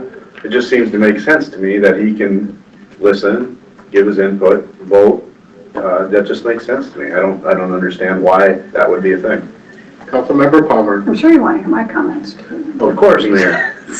Councilmember Palmer. I mean, it might be a goofy idea, but if he's in room 100, couldn't he say he's in room 100? And if somebody knocks on the door and says, I want to watch the meeting, is that I mean, the likelihood of him being in a different state that somebody from Rochester wants to listen to what Mr. Miller's going to say seems a little odd. Yes, that is an option. I mean, That is an option to set up a Why not public change it? space that in theory is public, but is unlikely to be disturbed. So just to clarify, under the new statute, we can make that kind of tweak where we can have a council member participate fully in a space that doesn't necessarily have to be public. Is that correct? Correct. Okay, I would be in favor of that. That was gonna be my point, that, I mean, I've said differently, I would like our rules of conduct to align with state law, and I think I'm hearing consensus that we would do that. But I will say, like, this isn't free. Having remote people really screws up your meeting. I mean, all these votes that everyone does, like, I real They will fast, all have to be a roll they're call. all roll crap, and I mean, through COVID, this was a pain. So don't think of this as free, but I think it is important. So I heard two things. I heard make it be what state law says, but I heard the original being narrow it to be the things we already allow, or for official, if you're traveling for official public business. So not like I decide to go on travel. I mean, I'm just hearing two different. Yeah. Well, let me, my main point I was gonna make is align our rules of operation to align with what state law would allow here. You could have someone gone every single meeting. And, well, I think that means three, isn't there some limits, 3 times? Not if you take it, We could, not if you go fully to state law. So that's what, I think there's still a desire to limit it somewhat, but be more expansive than current. Okay, just to kind of, there's 2 lines. Councilmember Keen spoke to aligning completely with the statute. I was speaking more to the narrow tweak of public business and not being in a public place, and sticking with our expectation that members are here. Yeah, and I like that Yeah, except for that removed military or personal, which gets to the point where if you're to, and that's where the language that Councilmember Miller suggested, which is if you're at a city approved function, that would allow you to do that as well. So you would have to add that component too. So you'll bring something back to us when we vote on this. You have the spirit, Councilmember Miller, go ahead. I guess just one final comment. Obviously, this would apply to both regular meetings and study sessions, but in study sessions, we would not vote. No, right. And I'll just mention that the last time that I was traveling, I missed a study session where we discussed legislative priorities, and to the point of the earlier discussion of surprises, because I wasn't able to participate remotely, I brought an item through council-initiated action. And so I'll just mention that. I think that the timing of meetings for remote participation is less of an impact for study sessions. And perhaps we consider more flexible remote participation in that setting, just to make sure that we all give input and we don't have as much surprise. And I don't know if people feel like that's a place for greater flexibility. Thoughts? I'm in favor of maybe a little bit more flexibility with study sessions, because there is not a vote with a priority in person if you can be. Are there any other thoughts of people like that? We can do head nods this time. Or not? Okay. And maybe just to encourage a little bit of additional discussion, which standard would carry forward to the other boards and commissions? Would it be the more narrow city travel, or would it be more expanded for other boards and commissions? Councilmember Miller. To answer that question, I wonder if we might consider a different standard of a limiting number of times that someone is available to, able to participate remotely per year. And I'm curious the mayor's thoughts on this, because I know that she's had to replace people because of attendance. And I will just recognize that I met with a board and commission member earlier today who was telling me that they're adopting and worries that they may not be able to continue on that board because of the requirement to be in person today. So I wonder if we might consider a number of remote participant opportunities, because it's my understanding that they would be voting quite infrequently, and the number of votes per meeting would be much more limited than what our meetings would be. So if you ask for my opinion, can I answer it? Go ahead. I would just say, I think there are some boards and commissions where, and I think of planning and zoning, where you really need to be there, that would be a difficult one for something like that. But I think if we did limit to a couple times a year, you know, people are gone a couple times a year anyway, and if they were gone but are willing to sit down on a meeting because it was important and there was a vote there, I wouldn't have a problem. But when you have a vote where you have a meeting where you do have to vote on something that's coming before the council, it's vital that you have a quorum.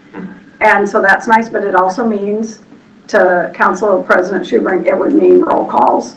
So I think we'd want to do it infrequently, but having some leniency makes sense. We'd be limited. Moving on. Did you get an answer?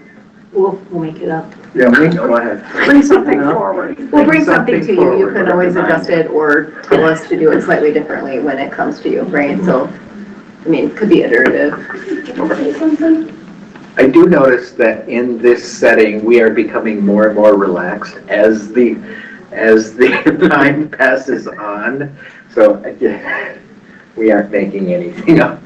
No, I mean, I think from what we heard, we can bring you some options. This is not technically in your council rules of procedure and code of conduct, but it was something that the city council had taken action on in December 2023 about a process, formalizing a process for legislative advocacy and outreach for letters of support for reviewing to ensure that it aligns with the council's adopted legislative or state or federal legislative priorities. So providing it here for context. What we've been doing prior, but also since December 2023. It could be incorporated into your council rules of procedure or could remain as the standalone motion from December or go away. Thoughts? Well, I have strong feelings about this one because it got broadened significantly over the last couple of years. I went back and looked at policies, and this letter writing thing and the mayor writing a letter really was targeted on legislation, and it kind of got broadened to anything I do had to have 3 signatures, which is not the case. There are times when there are letters with National League of Cities or U.S. Conference of Mayors that are different than letters we write for our local legislative agenda. And so we need, you know, I'm hoping you can see the flexibility on some of that.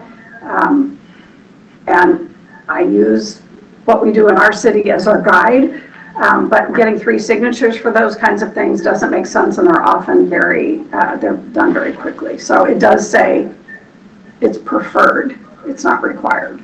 So just so you know, this has been a little bit of an issue, and partly because it was broadened to grants that were, like a community member asked for a grant for the Bush Foundation, right? Had nothing to do with legislative. It was just something that they were doing that would support things that we would want in our city.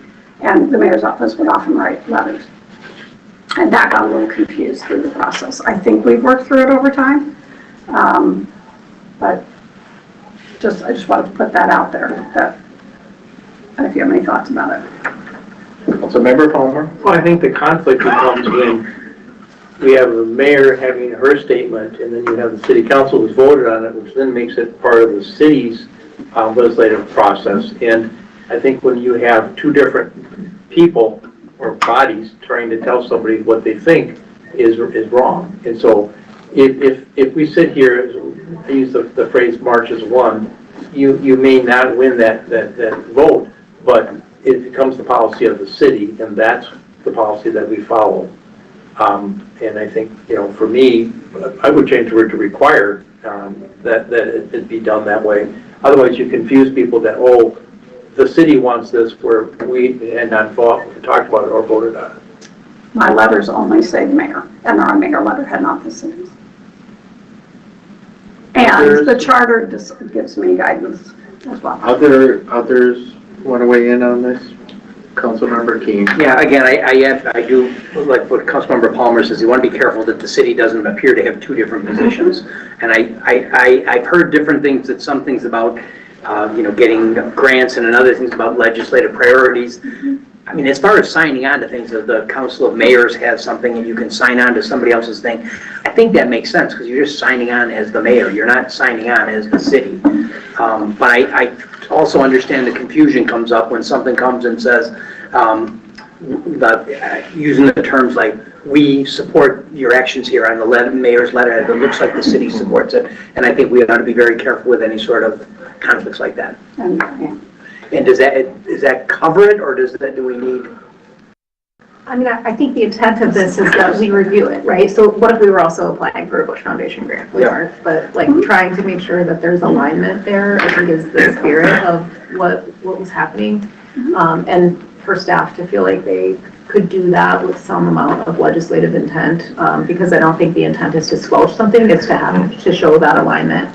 And I think what the mayor had described last week, my weeks are running together now, about signing on, where those processes she's mentioning for like U.S. Conference of Mayors, they have a very specific process, which is different even than your letters of support that you do, because it's very curated within their system and they know what it means to do that. So it's a little bit different than maybe a broader grant. And we review those just to make sure it's not something that it runs afoul of something that we're trying to do with. Rarely would it happen, but it could happen where we were also applying for something. Or when do you say no? Do you say yes to one? Do you have to say yes to all? Or do you end up with competing grants even from organizations that are not the city but are within the city limits applying for similar grant funds? And does that actually diminish their value? So we just try to talk through those kinds of things. Councilmember Miller. I'll just say I prefer it to stay more within the idea of legislative priorities advocacy, not broader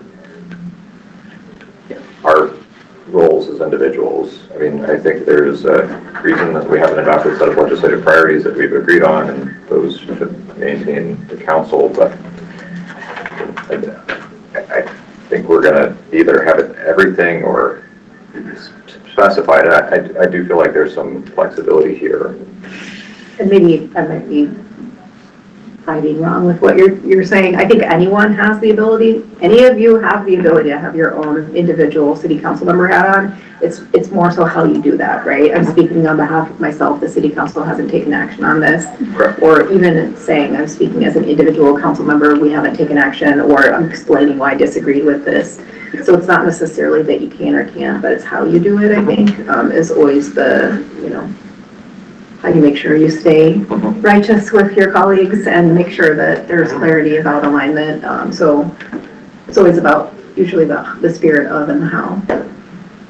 That's what I would echo what the Administrator Zell said, and Councilmember Miller as well, that as long as we're looking at the spirit and the mayor's office and the city administrator is in alignment as far as knowing if the mayor is writing a letter in support of a project, that sharing that so that if there is any misalignment or we're doing something from a city standpoint that is in that same space, that we know what the right hand and the left hand are doing.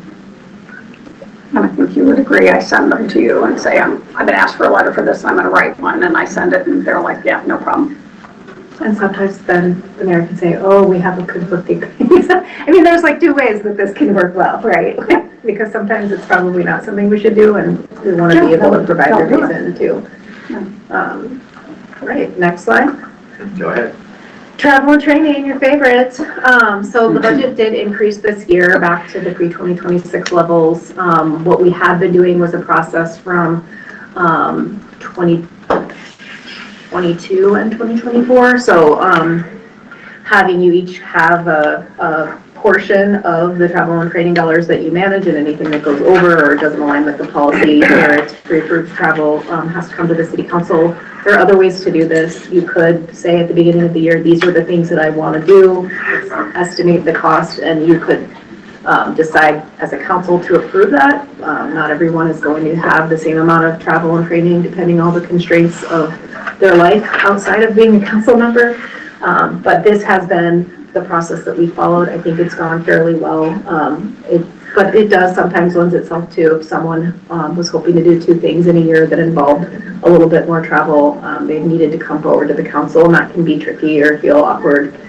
So there's more than one way to do it, and just curious if you have any feedback or.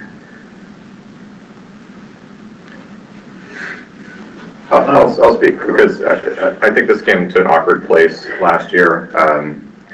I wonder if there's a way to consider something like the CIA where, you know, something comes up, you approach another council member who has budget and they say, hey, sure, yeah, that makes sense. Still could come to the council, but with a recommendation of reallocating budget more specifically that way. I mean, in the sense that this is, in my understanding, intention to be training for the council as a whole and making sure that we're effective in our roles. I think that I would trust my colleagues to consider how they may or may not support the overall work of the council that way. Councilmember Keen. Yeah, I mean, I think this is just a necessary thing that we have to do to have a budget. And then, I mean, this idea of breaking it down to this level, as far as how to manage exceptions, I saw we had a couple last year and we managed them through. So I don't think this policy restricted us any big way. I have a gripe that this is called the travel and training. Councilmember Wall is going to go up to League of Minnesota Cities Day on the Hill next month. And it's going to look like he's spending money for no apparent reason because it's in this budget. And to me, that's something where he's going to represent our city, and it shouldn't look like he's going off on R&R. But this whole, the way we manage this makes it feel that way.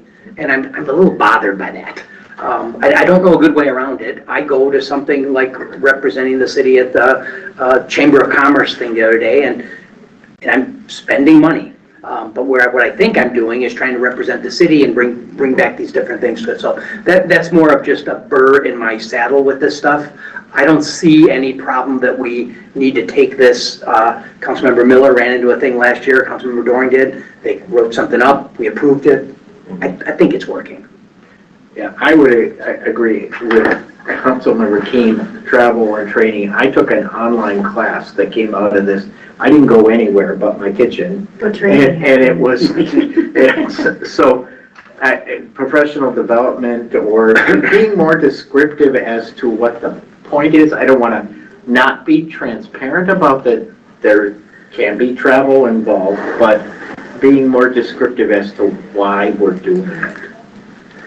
Councilmember Frederick. Do we have a sheet that just lays out what that exactly looks like, what it is, what it covers?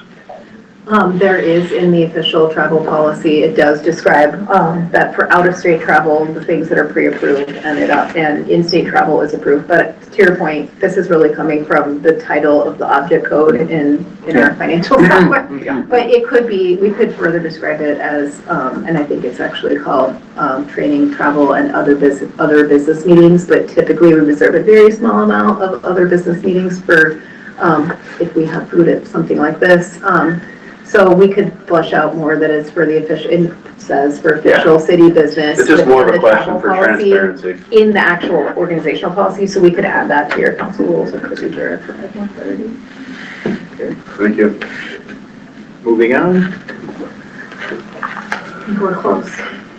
Resident engagement opportunities. So some of this came up during your better public meetings. If there's definitely sounded like there's a desire to increase engagement with residents outside of public meetings.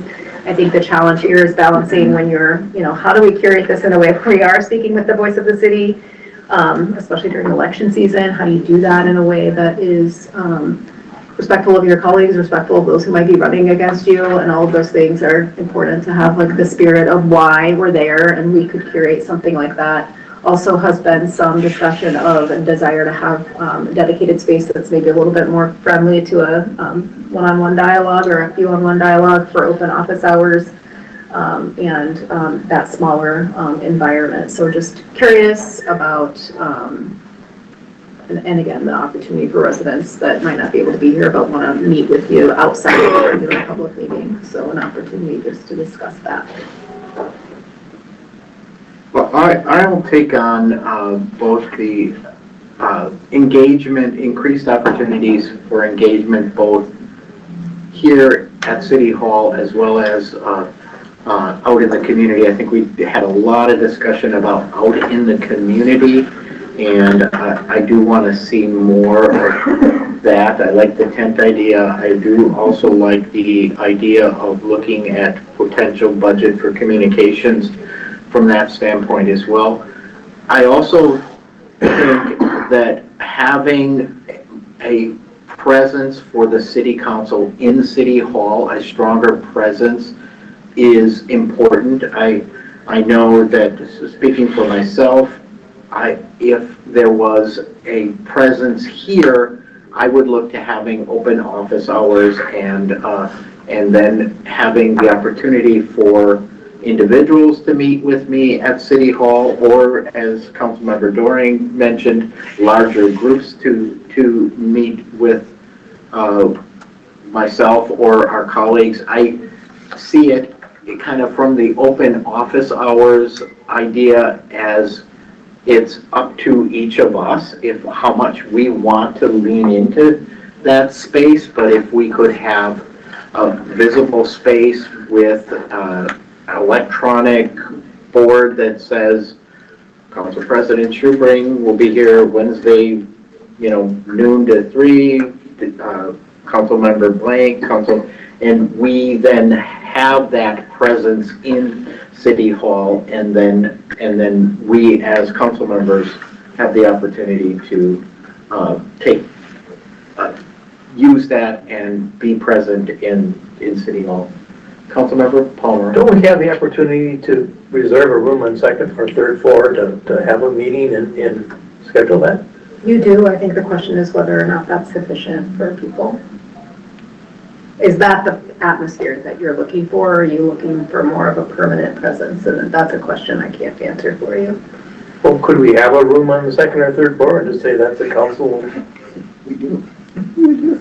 You have one on the third floor. I don't know that it's as conducive in the layout for having, you have desks around the edge, so you could relay that out if folks were interested in that. There could be, we could repurpose some space on the first floor. I think dedicating a room that's already a meeting room, we do sometimes have challenges, not every day, with meeting room space and dedicating that. So we do have a room that is intended to be more drop-in space. It could be modified to be something that's more, or if there's a desire for something different. And maybe I can explain how I'm seeing this. So you walk through City Hall, you see mayor's office, you see city administration, you see city attorney, public parks and rec, human resources. We are the key decision makers in the city. We do not have that kind of presence in the City Hall for the 7 of us to engage with our stakeholders, our residents. So that's when I say presence, that's what I'm referring to. Councilmember Wall. I think that makes a great deal more sense for the council president than it makes sense perhaps for ward members. Most of you know where I meet with most ward members on the northwest side. I think I've met with most of you in that particular place. They're more likely to meet with me there or on the northwest side than come down here and pay for parking. So it would make little sense, I think, for Ward 3, unless we expect a lot of drop-in traffic. Councilmember Keene. Yeah, again, I've been at this a little longer. My first couple of years, there was no office space. There was a thing back in 2021 to start having some sort of office space, but it's very rarely, if ever, used. And I know we have space now up on the 3rd floor. I probably get to it once every couple of weeks, but I think I'm the only one. So I don't know how much this would get used, but up to this point, I don't see it in high demand. I think the point that there's times that I'm up at the DSIS on the north side, and I just go in and use conference rooms, and I just kind of just do on the fly. I think what Council President Schubring's looking for is more not just of an office place, but a visual presence in City Hall. And I know the mayor's office is very visible and things over the door, but it's also a manned office, probably mostly whenever City Hall's open, and I don't know if we have anything like that with. And I think the intent of the words there are that it's reception, so whether someone's in an office elsewhere or they've reserved a meeting room, that is the place that they would go to check in, but that may or may not be sufficient for the council. I'm not hearing a lot of support to change a lot, but maybe there's also not super a lot of concern if we were gonna adjust the existing office space, or. I would support the president's desire for space and time. Councilmember Miller was out of the room, and I don't know if newer council members have an interest in having more dedicated space, more use of opportunity to have not only engagement in the community, but engagement and presence in City Hall. Any other feedback? Want me to go first? No problem. Councilmember Frederick. Sure thing. Very sufficient to me on the southeast side. I haven't had any issues. I've had 0 people request to meet me at City Hall. So I meet with people at my place of business and the coffee shops, and honestly, wherever they want to meet. I meet right at their house sometimes. So I'll just say I agree, but I have been asked by people in the community asking for a meeting who assume that we have office space at City Hall. And I say, well, we sort of have a room with a lot of desks that it's not great for meetings. So I understand, and I think particularly for the citywide role of the council president, it makes sense. I wouldn't be opposed to having the option to use it. I don't know that I initially would plan to set up every week office hours, but I like having the option that we think about how we have a visible presence in City Hall, where many people in the community assume we already are at some point during the weeks. Could that 3rd floor room be fixed up better so it looked more like an office, and then we check in at our desk and then we say, yes, he'll meet you, he's in room 306, or we'll call him to come down and get you. So it's not just desks against the wall. One, I've never been in the office. I forgot we had an office. That's how dumb. It's not exciting. It's not exciting. Could we, I'll just throw this out there, and is with the reception for the mayor and the city council, we could do the signing there. I kind of like to have a little bit of security, because y'all don't know who you're meeting with sometimes. And it would be nice if you could go through that secure place and have somebody else around in case you're having a problem. The city attorney's office has that, the Park Rec has that, where if you got a problem, we can get you out of there. And so that kind of worries me, to be up on the 3rd floor, kind of lonely up there, and having somebody become unglued or hostile with you. That was something we talked Well, it about. sounds like I'm the only one going to be there, so. I think it's a legitimate concern that I would have if there is a space in the 1st floor HR area, which I think many people would not go all the way up. They might go to clerk, and then the most prominent in City Hall is the city clerk's front desk, right? It's like a window. And so we were looking at a space that's to the side of HR. So there are people around 95% of the time. And so that might be an option where it's a more functional table situation, but there's also someone there most of the times. And we would probably get a panic button, and we should probably have a panic button upstairs, although unless you double swipe, you're locked in there. No one can get to you unless they have a badge on the 3rd floor. I think some of those things I would not disagree with you that it could be. We don't have to belabor the topic, but I do think as we move forward, as we become a growing community there. And it's less about the space. I think, in the old adage, if you build it, they will come, but that we as the council has presence in the building going forward, and whether that presence is, a couple offices or one office that the president and council members use, conference space, just thinking long-term about a growing city where council members are the key decision-making body. And that's kind of where I ultimately land as well. We spent a long time talking about public engagement earlier, and to get us out and more well-known in the community so people will engage us, I think having a more permanent or a more prominent presence in City Hall might be helpful for that. I would feel more comfortable meeting with folks with other people around. I generally have those meetings in coffee shops myself, but my professional life has also taught me never to be in a room with just one other person. Or without anyone else knowing that is happening. So I like the idea of someone having to check in somewhere to have a meeting with me if we're having a one-on-one dialogue, if it's not in a coffee shop. And I would try office hours here at City Hall if that's something we want to pilot or try to do, and I'd sign up for that. And I think having a sign that says something, I think is easy to do. Yeah. Any more on this page here, this slide? Now you're to a repeat, Better Public Meetings, Better Public Meetings. which I think it sounded like Nick and the team were gonna regroup and come back. But I guess the bigger question would be, did we miss anything really burning within your council rules of procedure and code of conduct that you wanted to talk about, that you're unclear about, or that you want more clear? So I just have a question about the Better Public Meetings. So say in the next 2 months, while we wait for recommendations to come back, I want to try to pilot a town hall in Ward 6. And there is a monetary output for doing that, right? So renting space. Do we have a mechanism currently where I can approach the city and say, I need $50 to rent a space?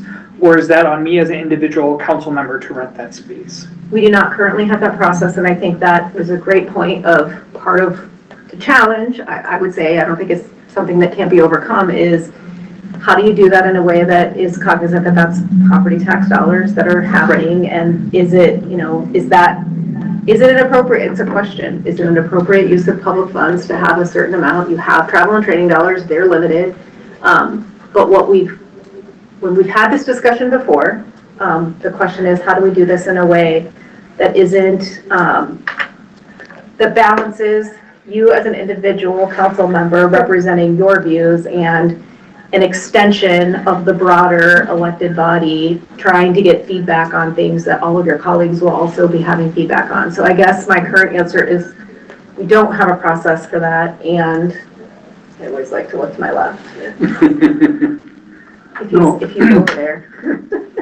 Only that, and I think this was touched on previously, really just the same question of delineation between individual council members representing their individual views, advocacy positions, etc. Of course, at different times of the year, that will become a more sensitive topic.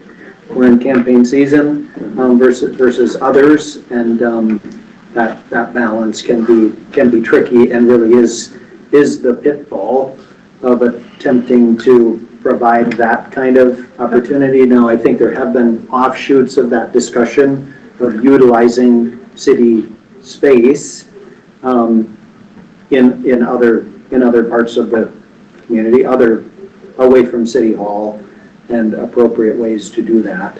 So there can be alternatives. Yeah, sort of like booking a room, right? Like if it was booking RPU or one of the community rooms at DSIC. I mean, I think we could come up with a process for that identified the places, because they wouldn't arguably cost money depending on when it's being utilized, because if the building isn't already open, then it could be challenging to do that. But I think there's, outside of the very specific question, options. Yeah, no, I think that might be valuable. Okay, Councilmember Miller. not on this topic, but I'm curious about another topic, just voting order, which came up in our last discussion of this, and just having a rotational model. There are 12 months in the year. We have 2 meetings per month. There are 6 of us, plus the council president. I wonder if folks are interested at all in rotating the voting order, going January through June, repeating 1 through 6. Councilmember Palmer, please. I'm not, but I'll go back to Mr. Dorney's question, and that would be, I think if it's appropriate to do something of that for gatherings for city council members, we could kind of come up with that. I personally pay for it myself. I'm a chamber member. I pay for any chamber event I go to, but that's my own decision. I don't see that there's anything wrong with somebody saying, I need to rent this room and it's for city council stuff. And I trust everybody here to make that decision of what city council versus campaigning, which we all have to be conscious about. But I'll go back to your, no, I think the way we do our voting is fantastic and the way it should stay. Any other thoughts on Councilmember Miller's question? Yep, go ahead. Yeah, I don't know what the right order is. I wouldn't want to try to, say this is what we should do, but I actually do think it's probably better to have some sort of rotation, whether it be, across the different meetings and just changing, or across the different months. I don't know. I have no problem with it staying the same, but looking at it, there probably is some benefits in not having the council president being the last vote on every vote, or not having, something like that. So I think there is some benefits to it. I guess I might clarify. So currently, the numbers are arbitrary. We always start on roll call votes with Councilmember Keene. My proposal would be that we have January 1 through June 6, where that council member is the first vote, and then that continues in order, ending with the council president. And then, so July would return to Councilmember Keene through me. August, I would start, end with Councilmember Keene before Council President Schubring. To rotate by month, have it predictable, and that would obviously only be on roll call votes and just very Just to clarify, you're keeping the council president at the end? Okay. For simplicity. I have no problem with it. Councilmember Fredericks. I like our most senior leader going first. I like it the way it is. Well, to speak to actually Councilmember Fredericks, I do think there are other models where they do go by seniority. And that's kind of the other typical model, but Roll call votes are rare. yeah, it's rare. Who has to fight out the seniority between Councilmember Keene and Councilmember Palmer? Mr. Keene is ahead on ABC's lowest award. And that was in the rules those were in the rules, but may have been dropped out somewhere over the years. But that was in the rules. Yes. Okay. So the question for Mr. Miller is, what are you trying to fix? It's a great question. Yeah. And I would say when we discussed this council has discussed numbering of things that don't necessarily have numeric significance, just equitably rotating who gets to go first, who gets to go last. There are more difficult votes than others. And being on the earlier side of where they start, it can be unclear where the votes are going. Whereas when it gets to vote 5 of 7, you have a much clearer perspective of where the vote is. And I would like to suggest that we share who gets to go first. And Councilmember Fredericks. I think it's very important we always vote on merit and what we're going to vote for the reasons we're going to vote. We should never let how other council members are voting sway us. Okay, are we done with this topic? it's a fun one. Okay. I've got a couple that I'm just going to throw out here, and they come from Better Public Meeting, our discussion there, and just as we've moved along and had greater public engagement. And one is, I want my colleagues to think about the possibility of adding public comments to study sessions at the end of study sessions, so that we all have opportunity to see the 2 or 3 informational items that we're gaining knowledge on. We ask questions of staff on that topic, And if we do have members of the public at the study session, then we have just like we do with our regular meetings, a 20-minute public comment period for members of the public to say, hey, I think this and that about those topics. So I think it just opens up the community engagement just one additional step more. So I don't know what council members have thoughts on that. Well, I'll Go ahead. I don't like it for a couple of reasons. One of them, if somebody wants to read the packet and get a hold of me ahead of time, I'm more than willing to do that. It's a listening session, basically, and for us, and you could have the end of the meeting be 2 more hours longer if you have 35 people who want to show up and talk. And so for me, that's a difficult part to do that. Mayor Norton. Yeah, and I don't think it has to be going to a mic for 2 minutes. I think it could be council members sitting at tables and letting people come and sit down and talk to us. It doesn't have to be the way we've done it before. And I think that's one of the things I'm hoping we can talk with Nick with over the next month about what have other cities done that have worked well? What about this idea versus this idea? And hope we can come back with ideas. I think this is one we should brainstorm. I don't know if that's the exact Yeah, and I think the objective is try something. more engagement. Councilmember Keen? Yeah, I guess coming into the first session today on I mean, I'm open to any sort of ideas of that. That one's interesting to me to have it at the end of the meeting because you're really asking for the investment of sitting through our meeting to do that, which is, you know, that there's a cost to that. But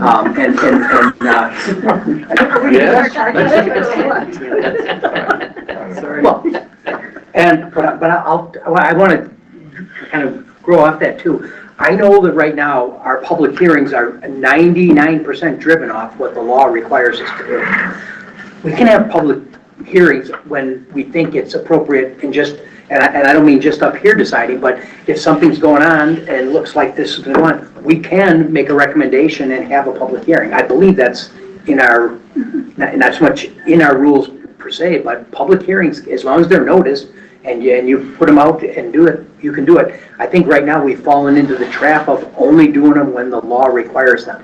And I think if we ever did see that as an opportunity to make an outreach to say, yeah, this is something that people are clamoring about. It gets you out of the 2-minute open comment and it makes it more of a, like a, what do they call it, noted or posted meeting.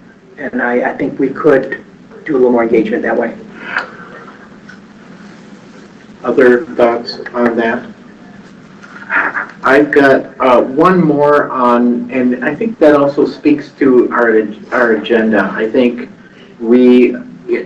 right now, the city clerk and city administrator pulls together our agenda, and the public hearings are there because statutorily we have to have public hearings. So if there is a topic that we want public hearings to happen on, unless we bring it up at the dais, how do we get that to our administrative team that's pulling together the agenda? So back to an original question that I had earlier, I think that we should consider some kind of check and balance from the elected officials to that agenda setting process. So that, and then I have another piece that's that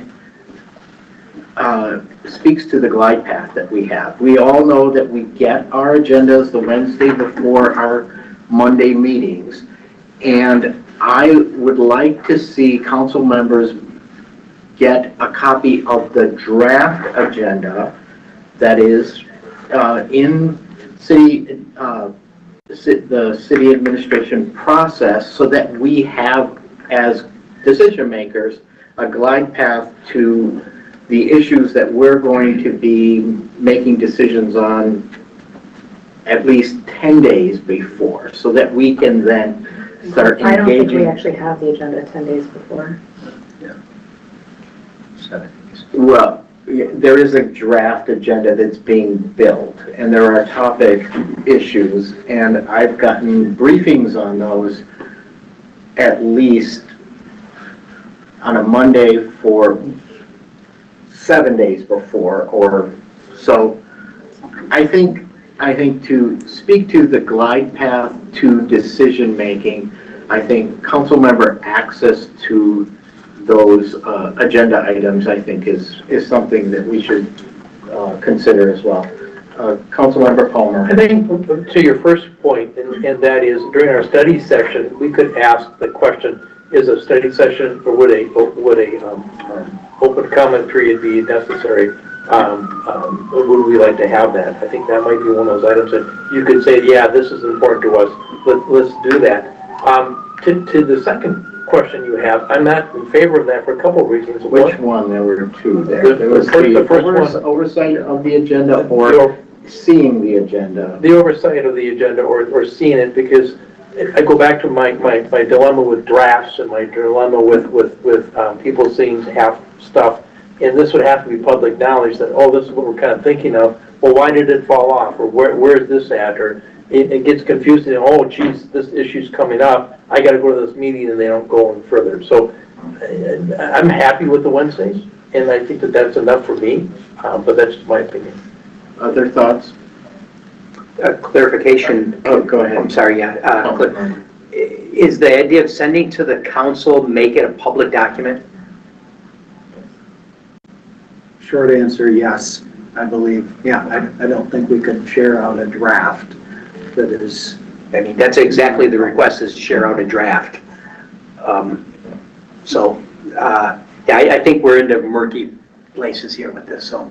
I'm going to kind of follow up to Councilmember Keene's line of questioning. So is the Friday update a public document as well then? Technically, yes.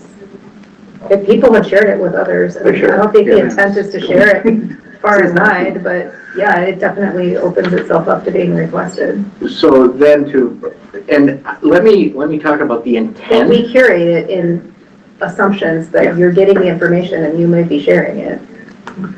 The intent of the draft agenda, access to the draft agenda, is a longer glide path for council members to see what what items are going to be addressed a week ahead of time, 10 days ahead of time. And so I know that staff has access to items that are percolating up, and the objective is that we know what's coming up. We then can engage with stakeholders, members of the public, sooner than the Wednesday to Monday timeframe that issues come up. So if there is another vehicle to bring greater clarity to those issues that are on that glide path to us, I'd be interested in staff sharing that. Councilmember Miller. And I'm curious about that too, not necessarily the week-to-week items, but there are some larger items that go to planning and zoning, and then it's a known date when it would come to council, but it wouldn't be on the agenda. Is there an in-between, similar to how we have the study session schedule, of items that are in process and their target meeting dates? Or I wonder if, because again, in the development process is probably a good example of this, there are checkpoints, and I know I've received notices too saying there's a public hearing coming up, and that notice comes before the agenda is published.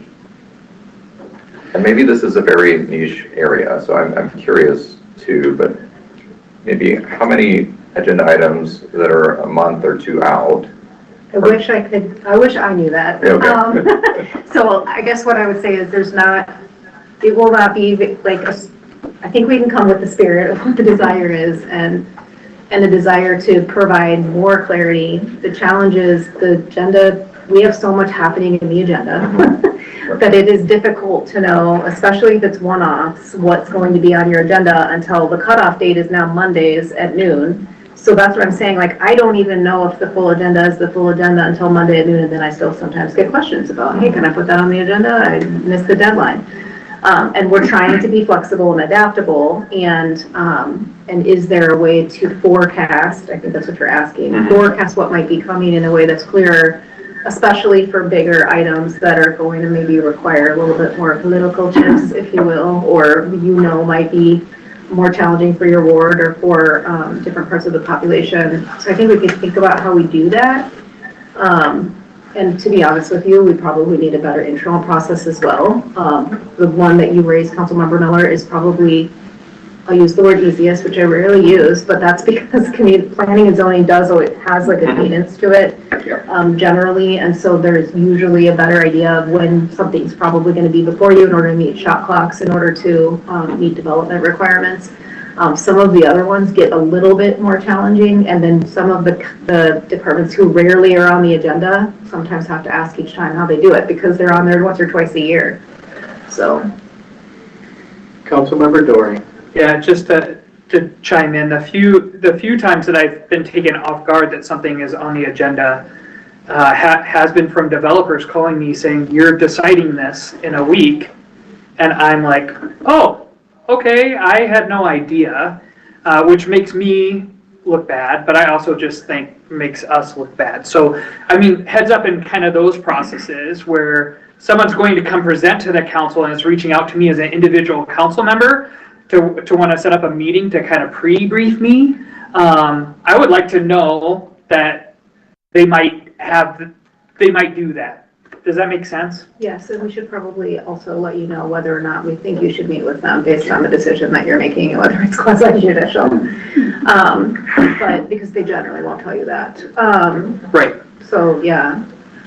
Councilmember Keen. Yeah, again, I'm hearing some of these things right now, and some of it's requests for this, it's kind of deep. I know there's people that I work with that have access to this because there is some public data in, like in where these permits are done and all that stuff. I think the better request, the more efficient request for running the city of Rochester would not be this stuff to be sent, but would be training for us so that if we wanted to find this, how we would do it. That'd be awesome. And just to kind of wrap this up, and I know we're close to time. I brought an issue, Oh, you have more? not on this topic, so wrap that topic up. Okay, so the topics that I brought up, I think it really speaks to, as things move quicker in our society, we do need to be able to be more responsive to residents, and as Councilmember Doring said, we want to be prepared for those issues, but we also want to have the time to reach out to our constituents and get their feedback as well. So think to the spirit of that objective as you move forward on that. Mayor Norton, and then Thanks. Well, so as we prepared for this, we were talking about rules of procedures and operation. We also have a parallel document that is similar but not the same for boards and commissions. I've been talking with our attorney, Michael Spankler Craig, about this a little bit. There are a couple items in there that I would like to have to change, and I would like to bring it back to you guys through, it can either be a consent agenda or a voting thing. They're minor tweaks.